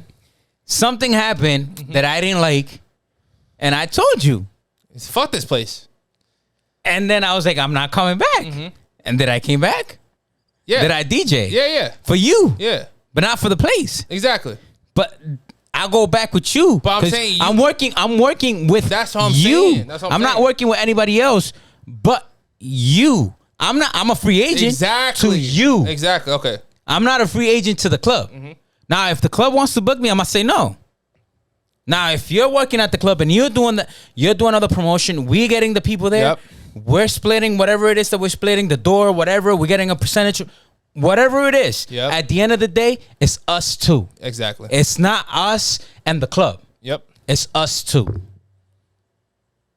So that's what I wanted. That's it. That's what I want. I wanted to hear that. I'm just saying. That's why I've been telling you my whole life, bro. That's why I wanted to hear. And it's not just you. It's just, a couple DJs. But I'm going to tell you something. something. At my spot, there was a couple DJs that didn't want to be with each other. And I was like, bro, you have nowhere to go. I want you to work with me. I'm fucking 19, 20. I don't care about your 25, 30-year-old problems. Both you get your asses in my fucking spot and work. But you know the old motherfuckers I'm talking about. Oh. Big Poppy and Ball Poppy. And then after a week of him working there, like, oh, yeah, we're cool now. It doesn't matter. I'm like, so fuck all you motherfuckers, bro. Let's make money all together. Fuck the place. Fuck the name. Fuck everything. If I'm going to invite you as a DJ and it's me, I'm inviting you as a DJ. You're not going to the club. You're going to my party. Yeah. You feel me? It makes sense. So that's all I want you to tell me. Yeah. That's what I'm saying. You are the type of person to be like, I'm not working. I'm a free agent. I'm going anywhere else. Sometimes I do it for pettiness. Yeah. Like, I'm an asshole when it comes to being an asshole. But I'm a fucking nice guy. Like, I know. You know me. Yeah. Right? So when you get on my bad side, you got on my bad side. I won't talk to you. Yep. I won't say shit to you. I won't even ask about you. None of that bullshit. You know what I'm saying? So now, if we're talking about business, if I'm not doing any business with the club at all. Yeah.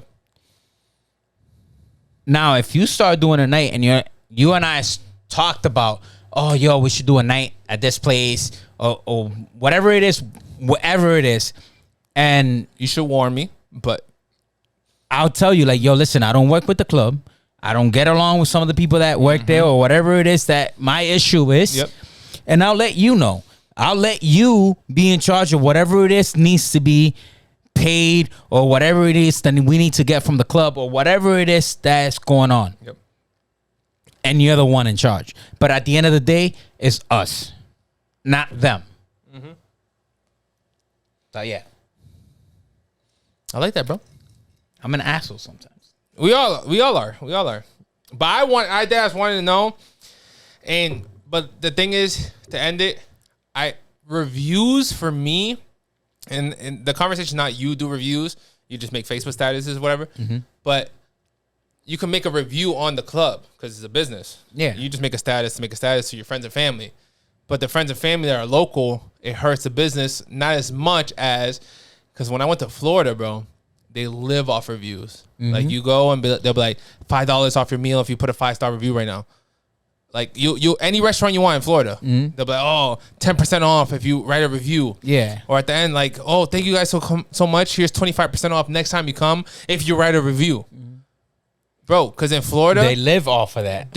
So you know what's funny? But before you said every corner, let's say if you order a pizzeria, there's 20 pizzerias in a mile block. So they're looking for 5-star pizzerias when you Google it. What were you saying? So you know what's funny? My wife lives on that. So she pays attention to everything. So we're going to Vegas, right? And people are replying to reviews now. Oh, so okay. You're going to Vegas. We're going to Vegas, and where's this going? Let me hear that. October 25th to the 1st of November, right? And my wife was like, "Oh, we need to hit some restaurant up." So she started Googling fucking restaurants in Vegas. You should be TikToking. Google search on TikTok, but good going. Right? So she's over here looking for restaurants and whatnot and all this. And she found El Chavo del Ocho. I don't know if you know what that is. So it's like she's Googling Spanish spots out there. Okay. So it's like a old school show, TV show that used to go on. Google it and you know what it is, El Chavo del Ocho. And she looked and she found one. She found a restaurant from El Chavo del Ocho, which is, I think it was like a 4.5 out of 5. That's fire. And she was like, "Well, we need to go here. It's crazy what they have and all this blah blah." I'm like, "Babe, I'm down to do whatever. Just figure it out." And at the end of the day, whatever it is that you want to do, because we're going for softball, so we're going for my stuff. Okay. So whatever it is that she wants to do, you do the extra shit for her. Before we go to my games, I'm down to do it. It is what it is. I'm not just there to play softball. I'm gonna go play in the casino too. I'm gonna spend about $1,000 in the casino just so I can see if I can make money. I mean, I got money. Not really. I'm trying to save. Get these views up so I can. No, I'm just joking. But yeah, but at the end of the day, my wife lives on that. Like she looks for the best reviews. Yeah. So even in hotels, like she'll look at the best reviews in hotels. So what hotels got the higher stars? I look for the cheapest, but she looks for the highest. I look for the stars too, but the cheapest stars. I had an ex-girlfriend that would pay like $300-400 a night, and like, why you paying $300-400 a night when this shit's like $250 on the block? You know what I'm saying? Yeah. It's not 5-star, but it's on the block. You know, because when you go on vacation, let's say Las Vegas, are you gonna get a car rental? We went to Turo. Are you gonna get a Turo? Yeah. Okay.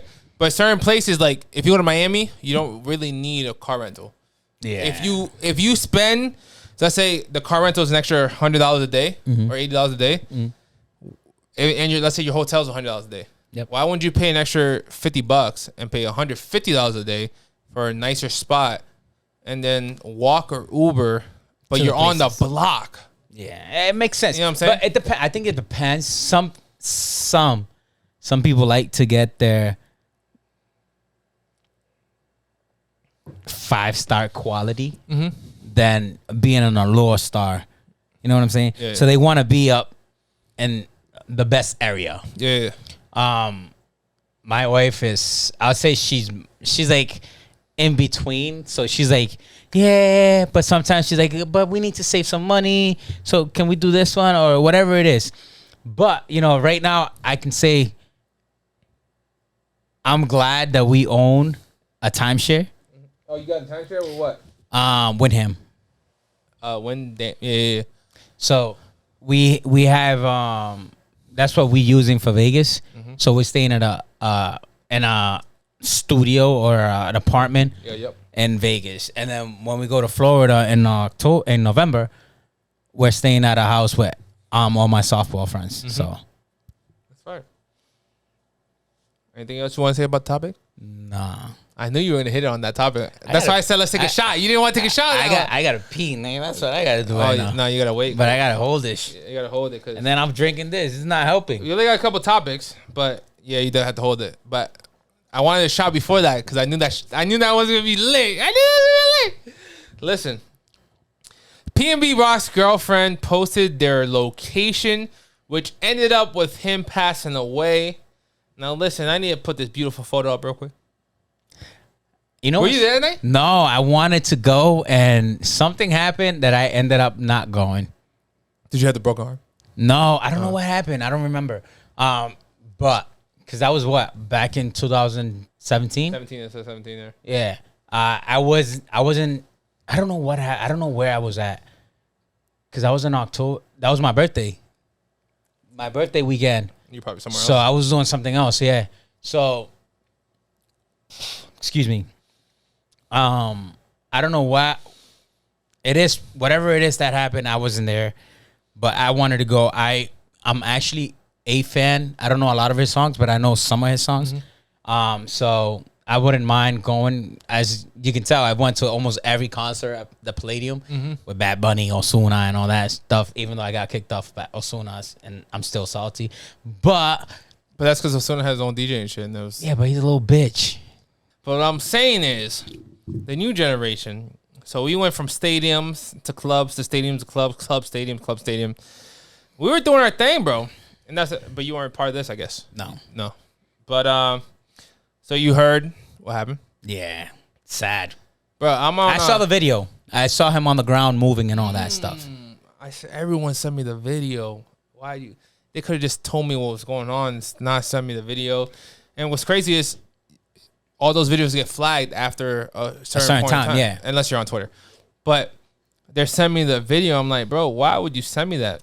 And I'm getting the messages like, yo, like PNBROCK is praying for his life, like blah blah blah. Bro, when I seen the video, I was like, that man dead. No, he was still alive. No, he was still. They reported him dead at 2:00. Yeah, but at the restaurant. So, yeah, someone said that he was moving. I guess. Like if you look at his fingers on one of the videos, his fingers are moving. Then he move his hand in, and he like goes like this. So like on the floor, he's making like a 4 kind of ish, but his hand comes in, and then someone tries to flip him to go on the opposite, go on his back. Yeah, because he was on his belly. But there was no one trying to fucking hold the wherever he got shot at. Yeah, I think I shot multiple times though, but I know. But it doesn't matter. Yeah. If you're supposed to hold the wounds. There was 5 or 6 people around him the whole time, right? All those 5, those are 10 hands that you have. Could be wound. Let's say he got shot 10 times. Yeah, 2 hands each. 2 hands each. You have a spot. You could have grabbed some napkins or some towels or whatever it is. Put pressures on that shit. I don't know if people don't know that, but whoever doesn't fucking watch CSI or any of that, any of those shows you put on pressure on the TV, you wounds. put pressure on the wounds, and it holds up a little bit longer for them to live, for them for the ambulance to get there. Yep. So I don't know, and I didn't see his girl around either. So it was like I didn't see it either. I'm like, But they also saying that there was a car waiting for him outside before he even got there. So I don't know if it was a setup from his girl or whatever it was. So the business owner of Roscoe's apparently did chest compressions. That's not on camera. Okay. And confirmed that they were there for 45 minutes.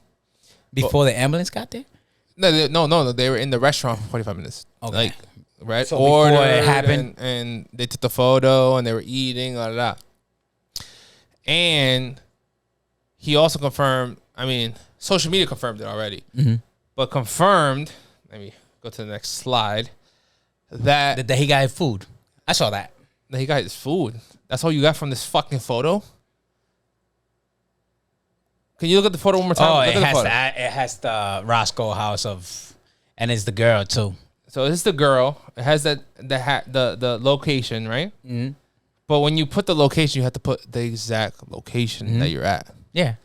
So right now, like today, earlier this afternoon, LAPD has confirmed that the owner said PNBROCK was in the parking lot posting videos in the parking lot. When I watched his story, it was him in the car. Maybe if you're local, you can't really see. Yeah. Maybe if you're local, you might see something that you've recognized. True, because I've actually seen that. I've seen videos of people posting, and I'm like, "Yo, you at this place?" I know exactly there. And yeah. I inboxed them. I'm like, "Yo, you at this place?" And they're like, "No, I'm not." I'm like, "Yeah, you are, bro. Don't lie to me. Like, I know where you're at." That's funny. Before I go to that, someone said, if someone posts a location, it's gonna take 20, 30 minutes to get there, bro. If PNBROCK is sitting in a restaurant at Roscoe's for 45 minutes, let's say Roscoe's right here downtown Worcester, how long is it take me to see everyone saying PNBROCK? First of all, everyone's saying PNBROCK is on the block. That Maserati with the red seats, that's the point. Let me give you details. Maserati with the red seats is driving down the street. He pulls up at Roscoe's. The Maserati's outside. Someone screenshots. The Maserati's on the block. His girl is showing the breakfast that they're having at Roscoe's in South LA. I live 5 minutes away. It's going to take you less than 5 minutes to get there. If you're at Roscoe's, I don't know where this is it, but I wanted to Google Maps where it was and then just zoom in and just go you know how you can keep going up, left, left. Like any business that you zoom into, take a left or right, drive, just keep going straight for 5 seconds. And I promise you'll find an apartment building or a house. If I live there, 2 minutes down the street, I'll be there in 5 minutes. My boss is calling me. You want to pick it up? Nah, really. We're almost done. 30 minutes. All right, hold on. Let me pick him up. The boss is calling. I'm on a podcast, big bro. Hope you broke my toilet seat on how hard you wanted to pee. Bro, it felt amazing letting that go. Whatever. Hold up. I need to make sure anybody's home. I want to take a photo of us in our shorts. But anyways, yeah, bro. So apparently the owner of the business did chest percussions. Yeah. Yep. He said that PNBROCK recorded outside the business, but if you're local, you would know. If you're not local, you wouldn't know. But if you were down the street and you see them driving by, you would see it. Because of the If you car. parked in Roscoe's, you would see it. So you never know whose Snapchat or Instagram story you're on. Yeah. Especially if you're PNBROCK. True. You feel me? And then your girl geotags the exact location and the exact Roscoe's that you're at. How do you feel about that, my boy? I don't know. See, the one of the things with me is, right, I am a very private person, right? Yeah, a lot of people would say you that. Don't geotag TGI Fridays and Texas Roadhouse? Nope. You won't see me taking a picture of it at all. You trying to hide your girl? No, not. It's not about that. A lot of people would think that I'm doing it because I don't want to show my wife off or whatever it is, right? I met your wife, so if I met her, it's public. I don't tag. I don't post pictures. Today I did because it's my wife's birthday. But besides that, you won't catch me posting anything at all. So I try to keep my stuff private because as going back to when I was DJing, I didn't want to put my personal life on my DJ life because I was always out there. So I kind of figured that if I hold back and I post my personal life or whatever it is that I'm doing on a regular, I'll be all right. So, but I have gotten not threats, but people saying that they're gonna fuck me up or whenever they see me who's on site. But yet again, this was when I was DJing every day at Mambo's or when I was working every day at Mambo's. And if anybody ever wanted to find me, They seen you on the flyer. It wasn't hard to find me because they knew that where I was at 24/7. Well, not 24/7, but my nightlife. Did my fake account follow you? Who? My fake account on Instagram? What was your fake account? Some weirdo that I grew up with since elementary made a DominicanJonn is fat page. He's a fucking weirdo. Nah, I didn't. follow you? I didn't get. He followed all my all my followers and shit. And a couple of my boys was like, "Yo, bro, like I know who you are. Like, nigga, I'll fuck you up." And he stopped DMing them type shit. Nah, I didn't get anything from that. It's now I just remember DominicanJonn fat fuck. Let me see. I'm gonna screenshot it for you guys. Force it on that, man. But exactly what you're saying. You don't at your level right now. You don't post where you're at. Oh, I haven't blocked. I don't think. See, that's the thing, man. Like, regardless of the fact of where I'm at, if I'm famous, if I'm not famous, if I'm whatever it is that I'm doing, I don't usually share it with anybody. Mm-hmm. I try to keep my shit private. Why don't you just put the name? I'm trying to find out. I don't know what the name is. I blocked them on my account. When you Just go back on your account and click on my blocked accounts. Block accounts. Okay. And how do I You do can that? see that. Settings? Go. She could. Yeah, and then you should see block somewhere. Account. Privacy? Go down. Privacy and blocked. Yeah, right there. Black accounts. Where is it? At the bottom. At the bottom.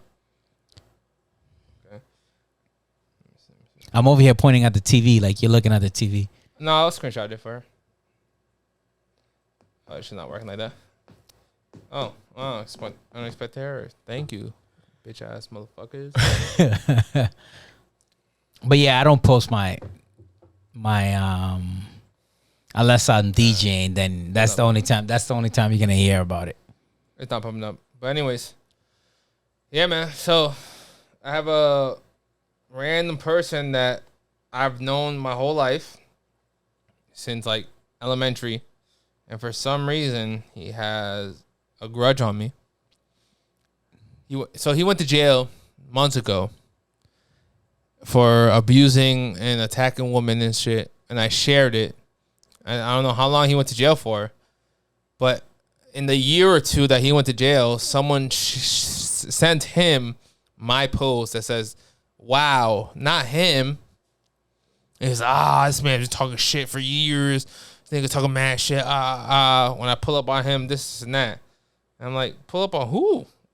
Like, what the fuck did I do? I didn't do shit to you. What the fuck you talking about? But wait, my question is, what was your thing? What did you put? Not him? I posted, so not... You posted the him, thing, right? Not the him part, but not his name. So not name. Okay. I was like, wow. And that's it. But and the comment section said whatever. You didn't say anything bad about it. All you said is wow, whatever. Yeah. And it was my boy from my back in the day. That you thought was your boy. Now I thought it was my boy, but yeah, no, he was my boy. That's not a boy. He's not. No, he's but like you said, there's people. If the purge happens right now, that will shoot everybody up. That's one of them. That motherfucker would shoot everybody up. I swear to God. He would shoot everybody up. I mean, motherfucking crazy. Now you're telling me that, well, you just told me that? Yeah. It's not open anymore. No. Family only. But that's what I'm saying, bro. People don't get that. People don't see that. I'm just telling you right now, bro. Telling you that right now. So, but there, a lot of people, I'm not at a certain level. What happened? Man, my titties look... Titties look crazy? Yeah, you got a towel on, nigga. Bro, I got like one. You want the towel? Here. No, I don't want the towel, You nigga. want the towel. Oh, here. I want the towel. I want the towel. Well, nigga, titty gang. Nigga, titty gang out here. What the fuck you talking about? But listen. You're more comfortable than me. I'm not there yet. I'm not comfortable at all, bro. I gained a lot more weight. I gain a lot more weight. I have friends. I was like, yo, bro, it's not worth it. And I'm like, if someone's pressing you, bro, someone's pressing you, you know what I'm saying? And you feel some type of way, like you said earlier. But now I'm at a point where, like, I'm on social media, bro. Like, I sit here 24/7. So it's like, my life is here. So when someone in Worcester says something to me, I'm like, I just laugh. Like, bro, like, if I'm at Addy and if you catch me, you catch me. But bro. I can't tell you to not catch me. I don't know what the fuck. I don't know what you want me to tell you. So to be honest with with something like that, like I never saw the point. Mm-hmm. Like a lot of people be like, oh, if I see you is on site, my man's. You see me, you see me. Like if you throw a punch at me, nigga, I'm make sure I hit you back too. But the thing is that, but we were posting fucking. We were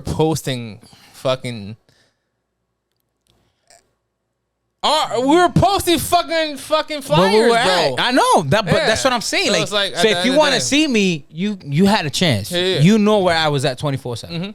That's all I'm saying. But yet again, nowadays that we're not posting as much and we're not posting where we're at and all that stuff, and we're doing good for ourselves. A lot of people feel certain type of way. Yep. Like, it's funny because a lot of people were like, "Yo, why are you trying to be on that podcast?" I was like, "It's my friend's podcast." One, Some people said that. yeah. Who's I was that? like, some of my softball friends. Oh. They were like, "What's the reason? Why?" I'm like, right now he's going viral, It's come up season. and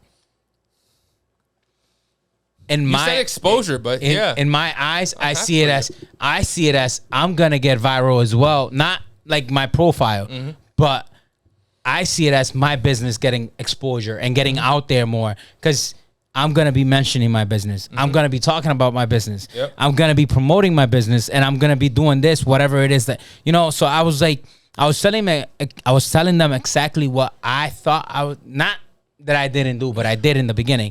But it's something that is gonna help my business at the end of the day. 100%. So I don't look at it as like, oh yeah, it's just for me to be talking shit or do this or do that, whatever it is. At the end of the day, I look at it as help for my business. It's helping you because you're gonna get some of my viewers. But whatever it is, at the end of the day, we're both helping each other out. We're both from the same city. We're both from Massachusetts, from we state. Or however New York said it. They like Worcester or any other states. So like at the end of the day, I'm helping a friend and he's helping me. So I don't look at it as whatever it is. And you surprised the fuck out of me.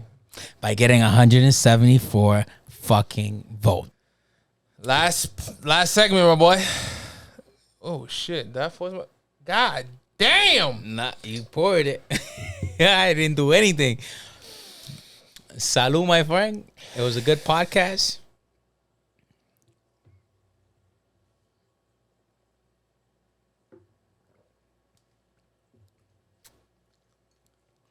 Woo.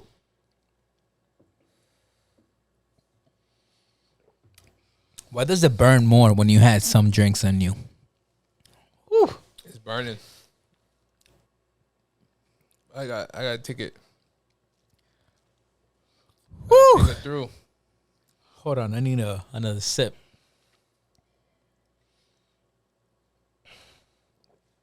We do need a sip too. Holy crap, I got an hour drive. How is this gonna work? You're chilling me for another hour.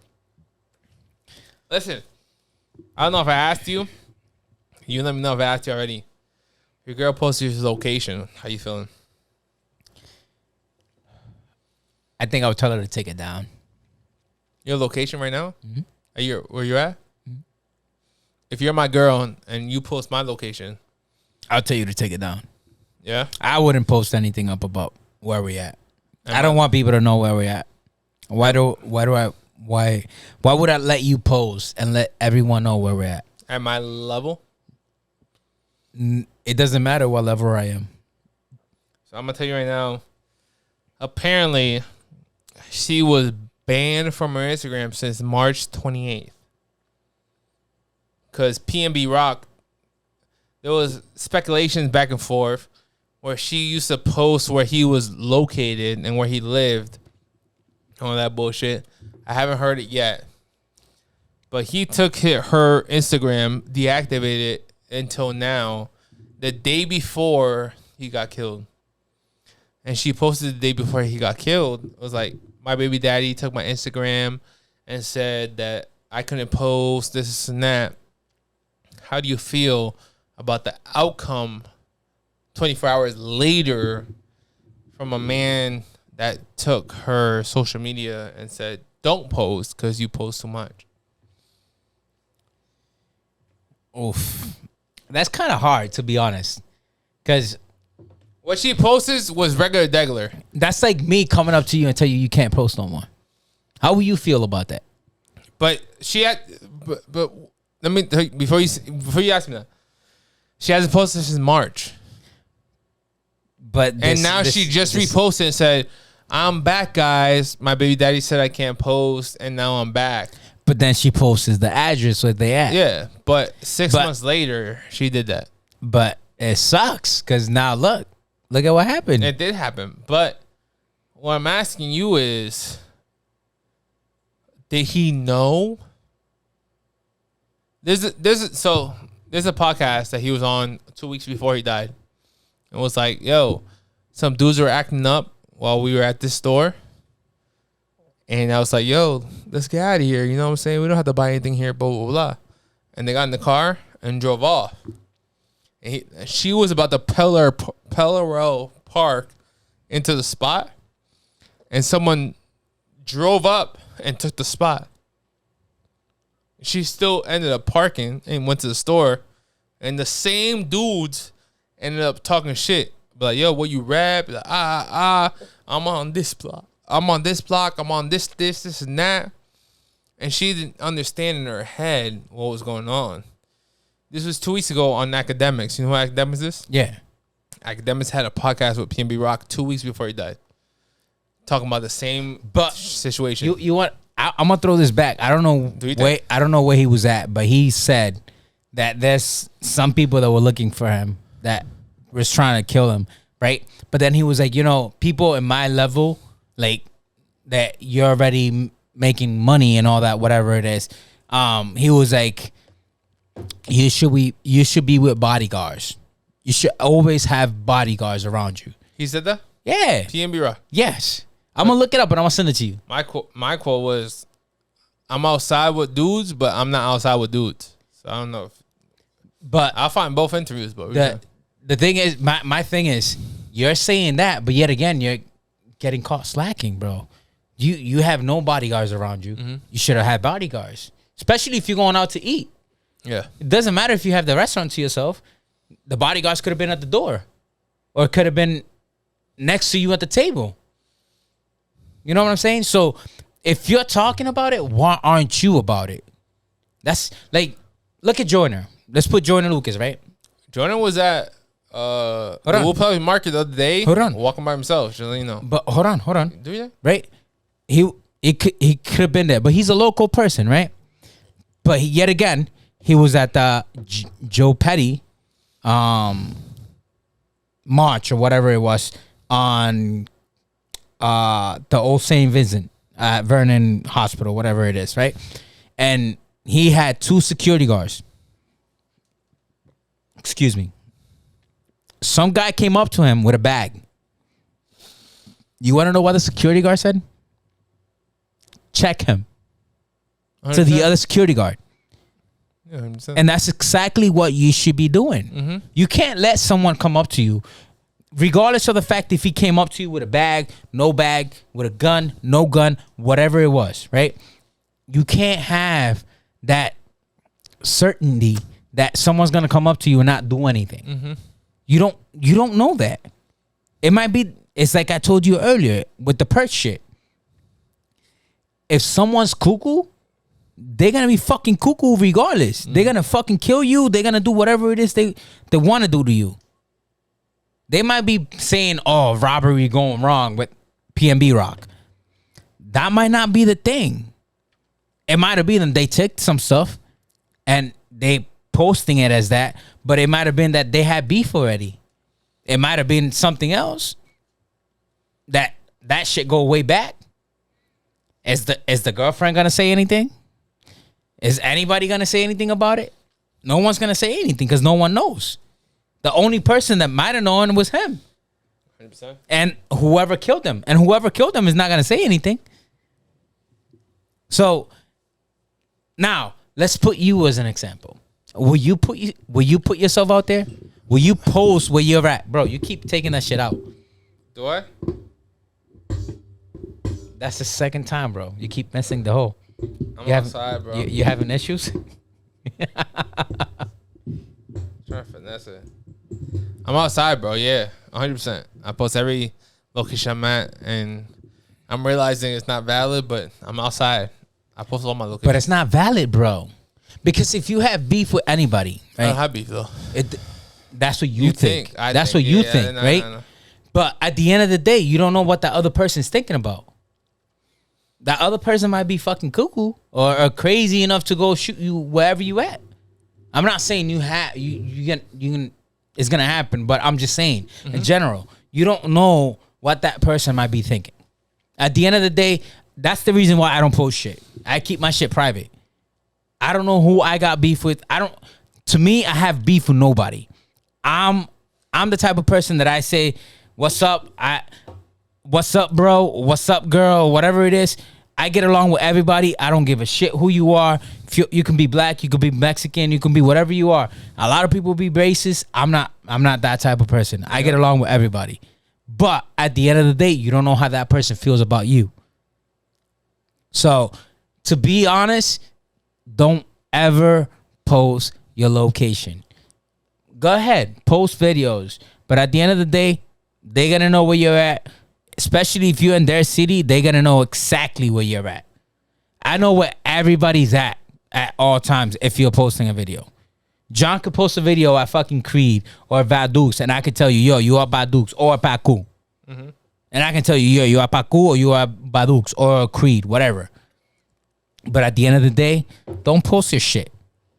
Keep yourself private.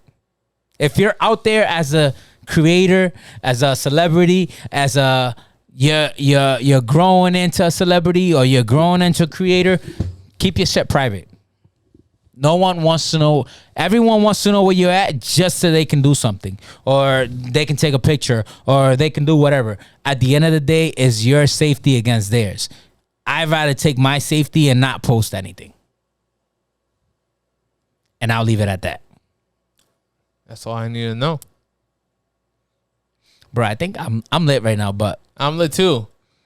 It's another segment for another shot, but I'm not getting another shot. I'm not. There's no more shot. Okay, cool. Just making sure. Because I'm not taking another shot anyways. I'll take a drink. We got a couple comments, though. I got one. That's Reggie. Reggie's from here. He said he got the Fuck 2Z Reggie. out. What he said? What he said? He got the 2Z out. That's who you said? Yeah. And someone said it was good. Jose something. Man, got the 2C.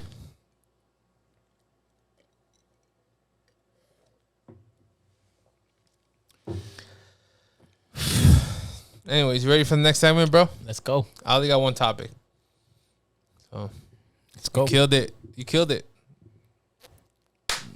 Bro, I'm telling you. I did work, bro, just because I wanted to be on here. You did put in work to get on it, but I'm saying, like, you killed it on, like, 2 topics. You went crazy on 2 topics. The 2 topics I wanted you to go crazy on, you went crazy on the 2 topics. To be honest, like, so I'm the type of person, right? I'm very quiet and I'm very, like, to myself. But, like, I try to keep up, not with all the news. I don't pay attention to politic shit. I don't pay attention to none of that stuff, right? But when people started posting about PNBROCK when he got killed, I was like, nah, that's a lie. I went into his Instagram. I checked his Instagram and I saw that he posted a story a couple minutes ago. I was like, nah, that's a lie. And then a couple minutes later, I saw someone else post something. And then I saw someone else post a story, not a story, but a post that someone else posted. And I clicked on it, and that's when I saw the video of, like, him, like, on the floor, and you saw his fingers moving. So bad. But they had his face blurry. They didn't have it. No, they didn't show it. I seen it. All of it. No, I saw that one afterwards, right? And I was like, damn, that fucking sucks. Because he was, what, 30? 29, 30? Somewhere around 30, that age?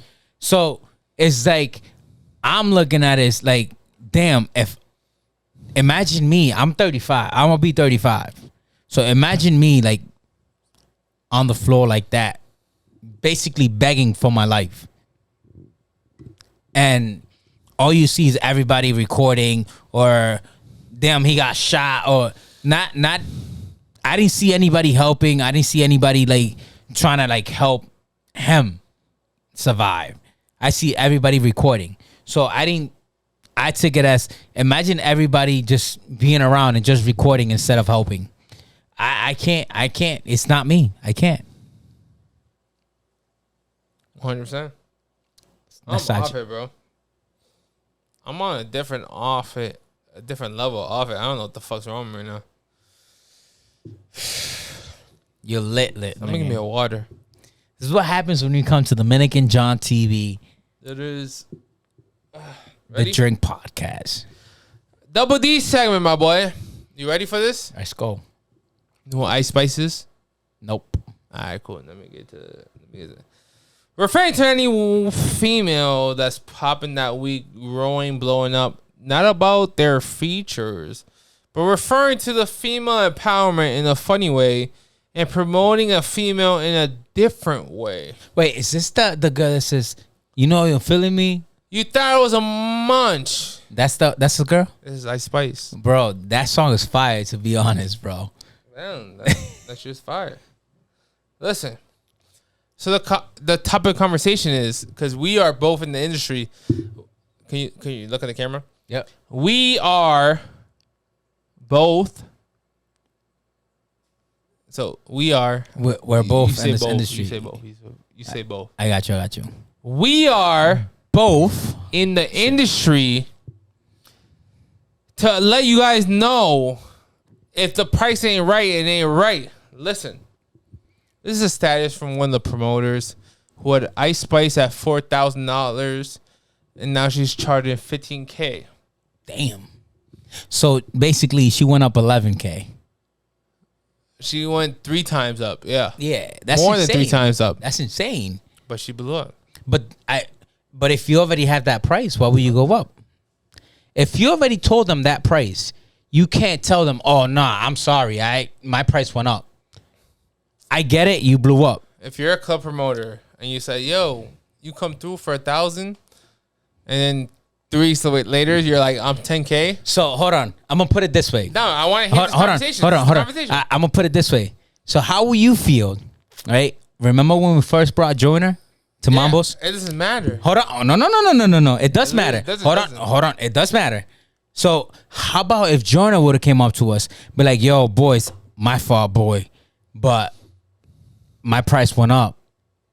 You guys got to pay up." But hold on. To me, you can't tell me a price and be like, "No." It's like me telling Tony tomorrow, "Bro, I'm sorry, my price went up. It's 500 or 600 or 1,000." You that don't fly. He's gonna tell me no. I'm gonna tell you right now.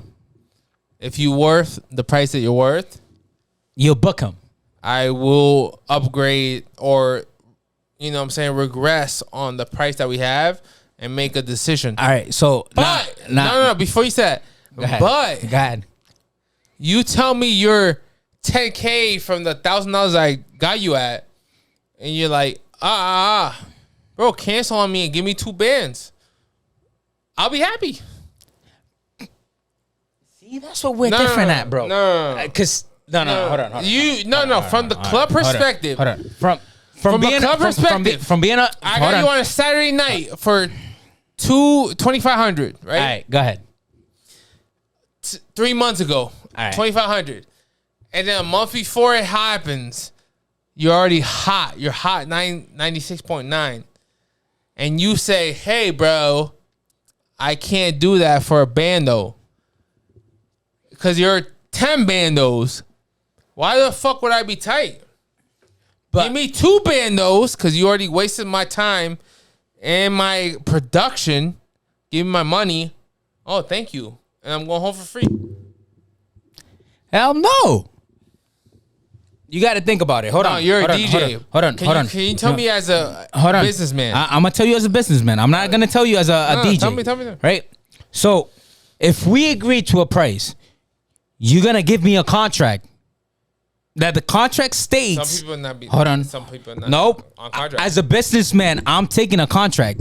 I'm not taking no bullshit. No, fuck out of here. Yep. That's bullshit. I'm taking a contract. Wait. Can you look at the camera and say, for the idiots that don't do contracts, please. and come back to my Listen, face. for the idiots that don't do a fucking contract, you're fucking retarded.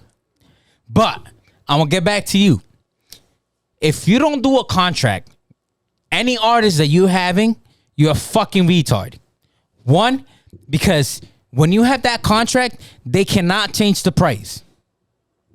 You're already putting a price down. You already giving them a deposit, right? And the deposit get back. And the deposit is half of whatever it is that you're paying him. And they don't get back. And you don't get that money back. I know that, right?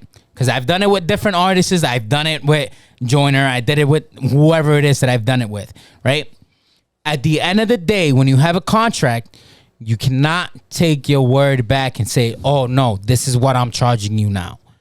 That don't work. When you have a contract, you can sue that person for trying to get you for more. So, in my perspective, if I'm doing business with you and you tell me it's $1,000, it's $500 to lock the day in, right? I'm going to send you the $500. That's already locked down. I need a contract with that contract stating that I gave you $500 and that you're charging me $1,000 and all I owe you is $500. That's all I owe you. I don't owe you none of that bullshit. I don't owe you no 11K or 12K or whatever it is that you want to fucking charge. At the end of the day, this is the contract we agreed on. I don't care how long it is to the date. I don't care how long we have to get there or whatever it is. I don't give a shit. The contract state that you agreed to a certain amount of money and we already put a deposit down.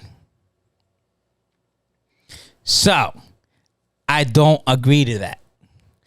That statement right there, he's a fucking idiot. I haven't gone to that yet. But he's a fucking idiot. I read it. But you can read it out loud for everybody else. I ain't going to read it out loud. Are you ready for this? Let's go. Can I get a water, please? I don't got a team. I don't got no water. You got a water right there. Yeah, but there's no team to give me the water. The team should be giving me water. Could I get water, please? Oh, shit. This nigga's lit. You want me to grab you the water? I don't have a team to grab me water. I can grab you the water. It's right there. I don't want you to grab me water because there's no team to grab me the water. But we're a team right now. I get you the water. That's not how it works. I need a team right now to understand where I'm out now, right now. All right, go ahead. Read. Listen. Due to matters out of our hands, IceSpice will no longer be attending the party. Right? As her status and song continue to grow daily, her team has decided to pull her out of numerous. Oh, so that's not the only show. It's crazy. When I tell you, if you ask me, it's crazy. They feel that she's such a bigger artist than she was at the time she took some of her bookings. Because IceSpice is only on World Star Hip Hop. Fuck it. World Star Hip Hop, right? Munch at 5.5 million views. Just letting you guys know, in 1 month. Drake was spotted with her on August 23rd, 2022, because he flew her out. And who was? Isn't that Jaylen Brown? He look like Jaylen Brown. Brown. Nigga, it's blurry. Who brought this man? Hold on. It's blurry, so he look like Why Jaylen can't Brown. I hear that, though? Hold on. Let me put it one time. Who's that? I think you know what's funny? I might have muted. You know I was feeling you? Don't say the N-word, though, because I didn't say the N-word. I said, you know I'm feeling you? That's all I said. no, it's funny. No. Oh, right here. Oh, because the song is. That's not playing. That's not playing. So, my bad. I'm late. But it's muted because the song is overpowering what's going on.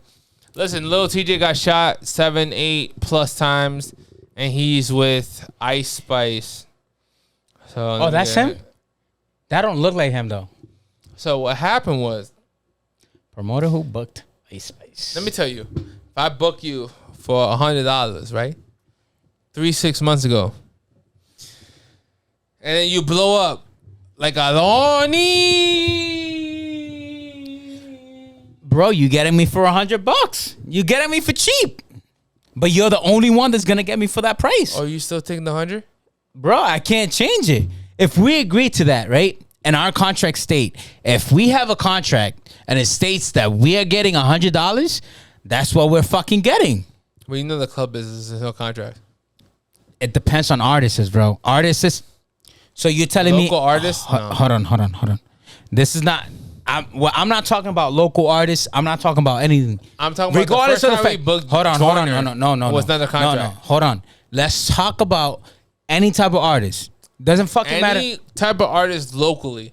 No, You're like, yo, not locally, because you can get any fucking artist. this is locally conversations. All right, how is that locally conversation? Because it's New York. New York is Where's she's from? Bronx. She's from the Bronx. Yeah. Really? I didn't know that. Listen. All right, let me tell you real quick. All right, that's a whole different story then. Before If she agreed to 100 fucking, let's say, if I she can't agreed read. to 100, No, listen. which one? Listen, I can't read that because I'm blind. DominicanJonn says is No. business. No. What I'm telling you is, What do you want me to read? I can read. no, I don't want you to read anything. Listen to All me. right, so what's up? Look at me. I'm looking at you. This is an artist that says, yeah, I'm 4 bands. They're like, oh, okay, blah, blah, blah. And then you're top 40 in billboards a week later. And she's like, I'm not working with you guys. I'm not gonna be at your club. That is fucked up. It is just business, but that is fucked up. One, because the club should have been like, I don't give a fuck if you're local or not. I don't care. You're getting a fucking contract. You're an artist, right? You're a local artist. It doesn't fucking matter what you are. In Worcester, you're not signing a contract. So when You're Jonn, like, yo, hold on. off Let's your heart. let's go back. Let's go back. A tu corazón. Hold on. Can you please come? Let's go Can you back. please? Let's go Now, back. let me Hold hear on. you. Can you please Listen come to in? me. Listen to I'm me. here. When Jonner said that he was gonna That was off reputation. He didn't have to come. Hold on. He didn't have to come. Hold on. He did not have to come. Hold on. You know why the reason why he did it? Because it was his first concert back to Massachusetts. Right? He didn't have to do it, but he did it. He didn't go up on his price, the price that he gave us. No one knows the price that he gave us. Mm-hmm. We're the only one that knows how much we got him for, how much we paid for him. Right? He can be telling people we paid $4,000 or $5,000 for him. We know the price. Mm-hmm. We could have paid $10,000. We could have paid $15,000. Whatever it is. Good night. You going to bed? No, You over I'm here waiting for your yawning and shit. I'm waiting for Am you I to tell that your boring? story. Am I that boring? Tell your story, my boy. So, let's go back. So, if you're local, right? Si tú estás local, if you're local, if you're from Worcester, if you're from Mass, I don't care, right? As a business owner, I got to look at what I'm going to lose at the end of the day. I don't know if you're going to blow up 15 minutes later after we talked. I need a contract stating the fact, stating that I'm going to be there. This is how much I'm charging you. This is how much you gave me down. This is how much you owe me. And at the bottom, I want a signature from you or your manager. So let's say I book you, right? This is a businessman. Let's say I book you, right? You're blowing up on TikTok, Instagram, on whatever it is that you're blowing up, right? Facebook, any other platforms. And I ask you, yo, you want to host? You come up to me and you be like, yeah, I'll host. But this is my price. I'm like, all right, send me a contract stating that this is what you're charging me.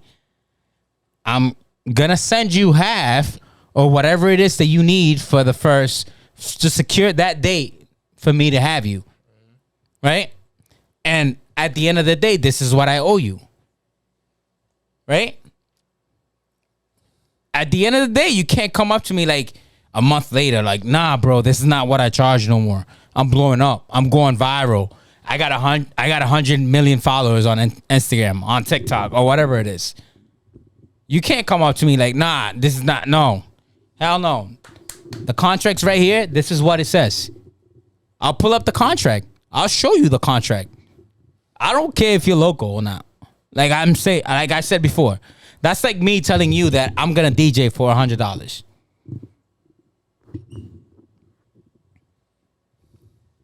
So I disagree with that. They did it wrong. They should have a contract. That contract stated what and how much they paying. So you don't believe that if I have $1,000 contract with you right now, and you're like, yeah, I already have locked it in, and I said, fuck you. No, if you have a contract, I believe in that. If you don't have a contract, and you told me, no, you said a contract.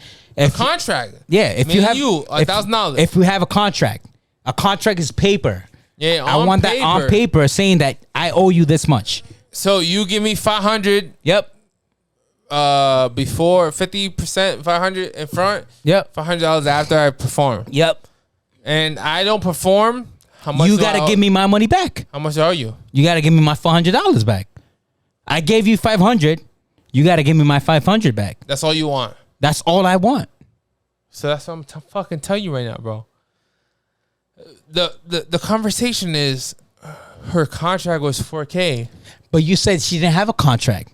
You said that it was Whatever word it of is. mouth. Listen, It doesn't matter. I don't know what it is. It does matter. If you have a contract, if you take it to court, she has We know the business. She has to pay you back. She has to. But listen.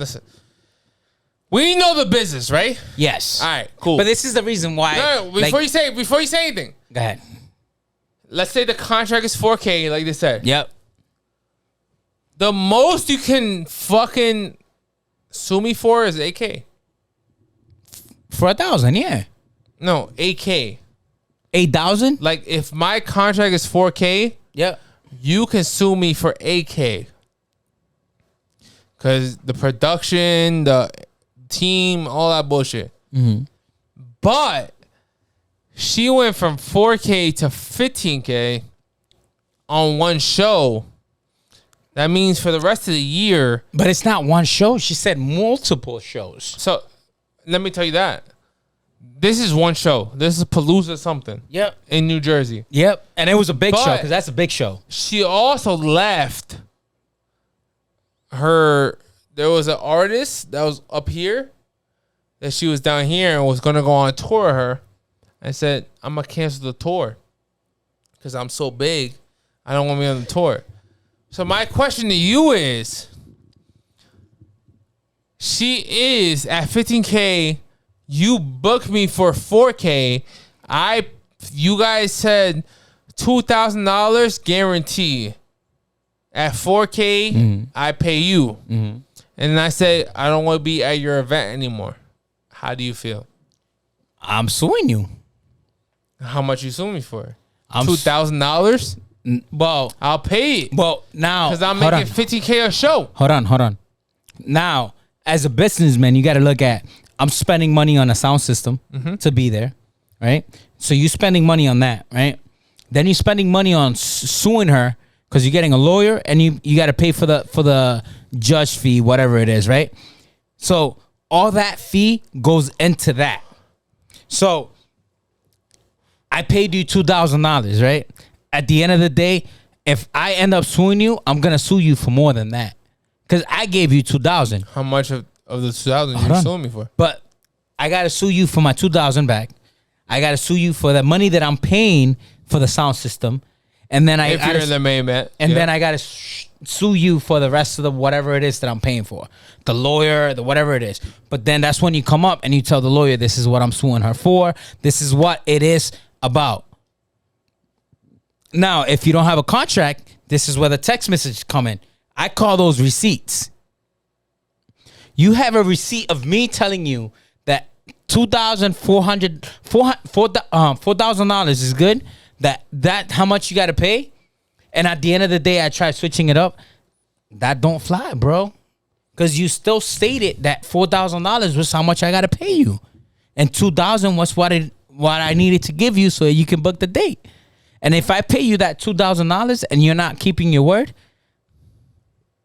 why should I keep going through it? I'm gonna sue you if you're trying to change the date. If you're trying to change the price on me, how much are you making on the sue though? It depends, because it depends how much you made, maybe double. Right. So let's say she's making triple on every show that you're talking about. Hold on. So let's say it's $2,000, right? Let's say it's $600 for the sound system, right? I'm just lowballing right now, bro. Right?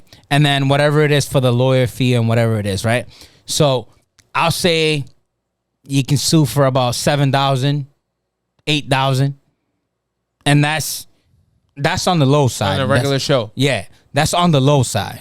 But I'm telling you right now, she went from 4K to 14K, 15K, 15K, whatever. It's 9,000 more. You talking about 11,000 more. I'm charging you 8,000 more. So you're only making 3,000 at whatever show you're making. Yeah. So out of one show, you're only gonna make $3,000. The first show. And you got to pay me the rest. I'll pay for you. That's fine. I'll take my money. Through that month, I'm doing 5-10 shows. But and you're happy. But I don't care, because you can't think about it as, oh, she's doing this amount of show. I don't give a shit about what she's doing. But the person that booked you does. No, that's what people are wrong. As a businessman, you can't look at it like that. Are you gonna replace her? Well, you can tell people, your customers, that you're gonna send them the money back. Whatever money they spend, you gotta send it back. But that's where you put, when you're suing that person, you put all that money in there. Like, this amount of people bought tickets. This is the amount of tickets that we sold. So if we sold, let's say we sold $15,000 worth of tickets, right? That's $15,000 that you can add to that cost, because you're losing that money because of her or because of the artist. It's not that I don't agree with booking a artist without a contract. I've done artists without contract. I've done Dynasty. And Dynasty's like old school. Dominican want to be reggae, right? But yet again, that motherfucker's, he'll talk to you in Spanish. 2 seconds later, he'll talk to you in Jamaican. But this is something that you need to sit down and have written. If you don't have that shit written, there's no point of view. Or if you don't have any receipts, bro, I tell Nieves, right? I told Nieves, I'm like, Nieves, can you do this for me? Right? He says yes. 2 days later, he texts me like, bro, I can't do it. I'm like, bro, you told me you could do it. This is the receipt that I have that you told me that you can do it. You can't tell me you can't do it 2 days later, almost a day off, and you can't tell me you can't do it. That don't fly with me. Like, you can't do that shit to me. You have to do it. Or you got to get me a replacement. And it can't be just a replacement. It has to be someone that either people know or whatever it is. Because it depends on what it is that you have. But that's my point of view. No, this whole podcast is your point of view, my boy. It's our point of view. Because you have your point of view. If I got my point of view. If you ask me a question, yes. But this podcast is what you want to say. Sometimes it depends. No, this podcast is what you want to say. Tootsie. Sorry, I gotta say that again. What's that? What you gotta say? Tootsie. What is that? Right here. Text. The comment. Toto. We got a couple people on live. How you feel about the podcast, my boy? It was good. I like it. I'm down to do it again. Again? Whenever you want. Yeah. You let me know. My man, can we get stand up real quick? Stand up? Oh. Let's go. I can't really see myself. I don't know what we got either. All right, look. You got your left, your right leg. I got my right. They can hear us. Listen, my man made me the DominicanJonn Drinks podcast, bathing suits. We outside. My man talking about IceSpice. What do you think about IceSpice though? Can I get an IceSpice recommendation, bro? Damn. Yeah, to be honest, He went way too deep, but can I get an IceSpice recommendation, bro? to be honest, I don't know anything about her. All I know is You thought I was feeling you? thought I was that's all I know about her. You thought I was feeling you? That nigga Munch. That's all I know. That's fire. But that's all I know. I don't know a lot. I But can't before say. we started this, Cardi B was bumping that shit in the car. Was she? You know who Cardi B is? Oh, who don't know stripper Dominican Cardi B? I respect Cardi B. But what I was telling But you was... listen, hold on. I never said I don't respect her. No, you said stripper Cardi B. Stripper. I didn't say Listen, Cardi. you didn't know she was a stripper? Nah, I knew she All right, was. so but I'm just- not gonna I'm represent just- her. as a Hold on. stripper Cardi B. We gotta state the facts. The facts. The fact is, Okay. before she started, she was a stripper, Okay. and then she became a rapper, and she blew up. I But- give her that. Okay. That's crazy. That's like Adoni. Adoni became. Oh, you rolling your eyes, bitch? Adoni became Adona, and then and then he became famous. Alani! And that's another nigga that I give it up to. But what I was saying was... And he got signed to Farruko. What I was saying was... Cardi B just showed her love. Man of Munch respect today. Listen, Before we started this podcast. I give it up to her too. Like, listen, I don't know a lot about her. I haven't heard a lot of her songs. I heard a couple seconds, and that's all I know. You know what I was feeling That's you. all you need. You know your Munch. That's all I know. But that song is fire. I give it to her. Because it's catching everybody on TikTok. Amen. Everybody on TikTok is doing a video. So, About TikTok, what you gotta say for the last couple seconds? guys, don't forget to follow my page, Productions by Rose LLC, or my personal page, DeeJayEuro. And thank you to Jonn, DominicanJonn, for having me here today. It was an amazing podcast. We finished the whole bottle. And we'll be back soon. All I'm saying. Oh, Eros will be back soon. Coming soon. All I'm saying. Oh, he's saying. Gang! Listen, it's DominicanJonn. Thank you guys for watching one more time. I'm here with... DominicanJonn. Oye, mi He's amigo. with his DominicanJonn. DJ It's DominicanJonn. I'm Euro. here with... DJ Euro. DeeJayEuro.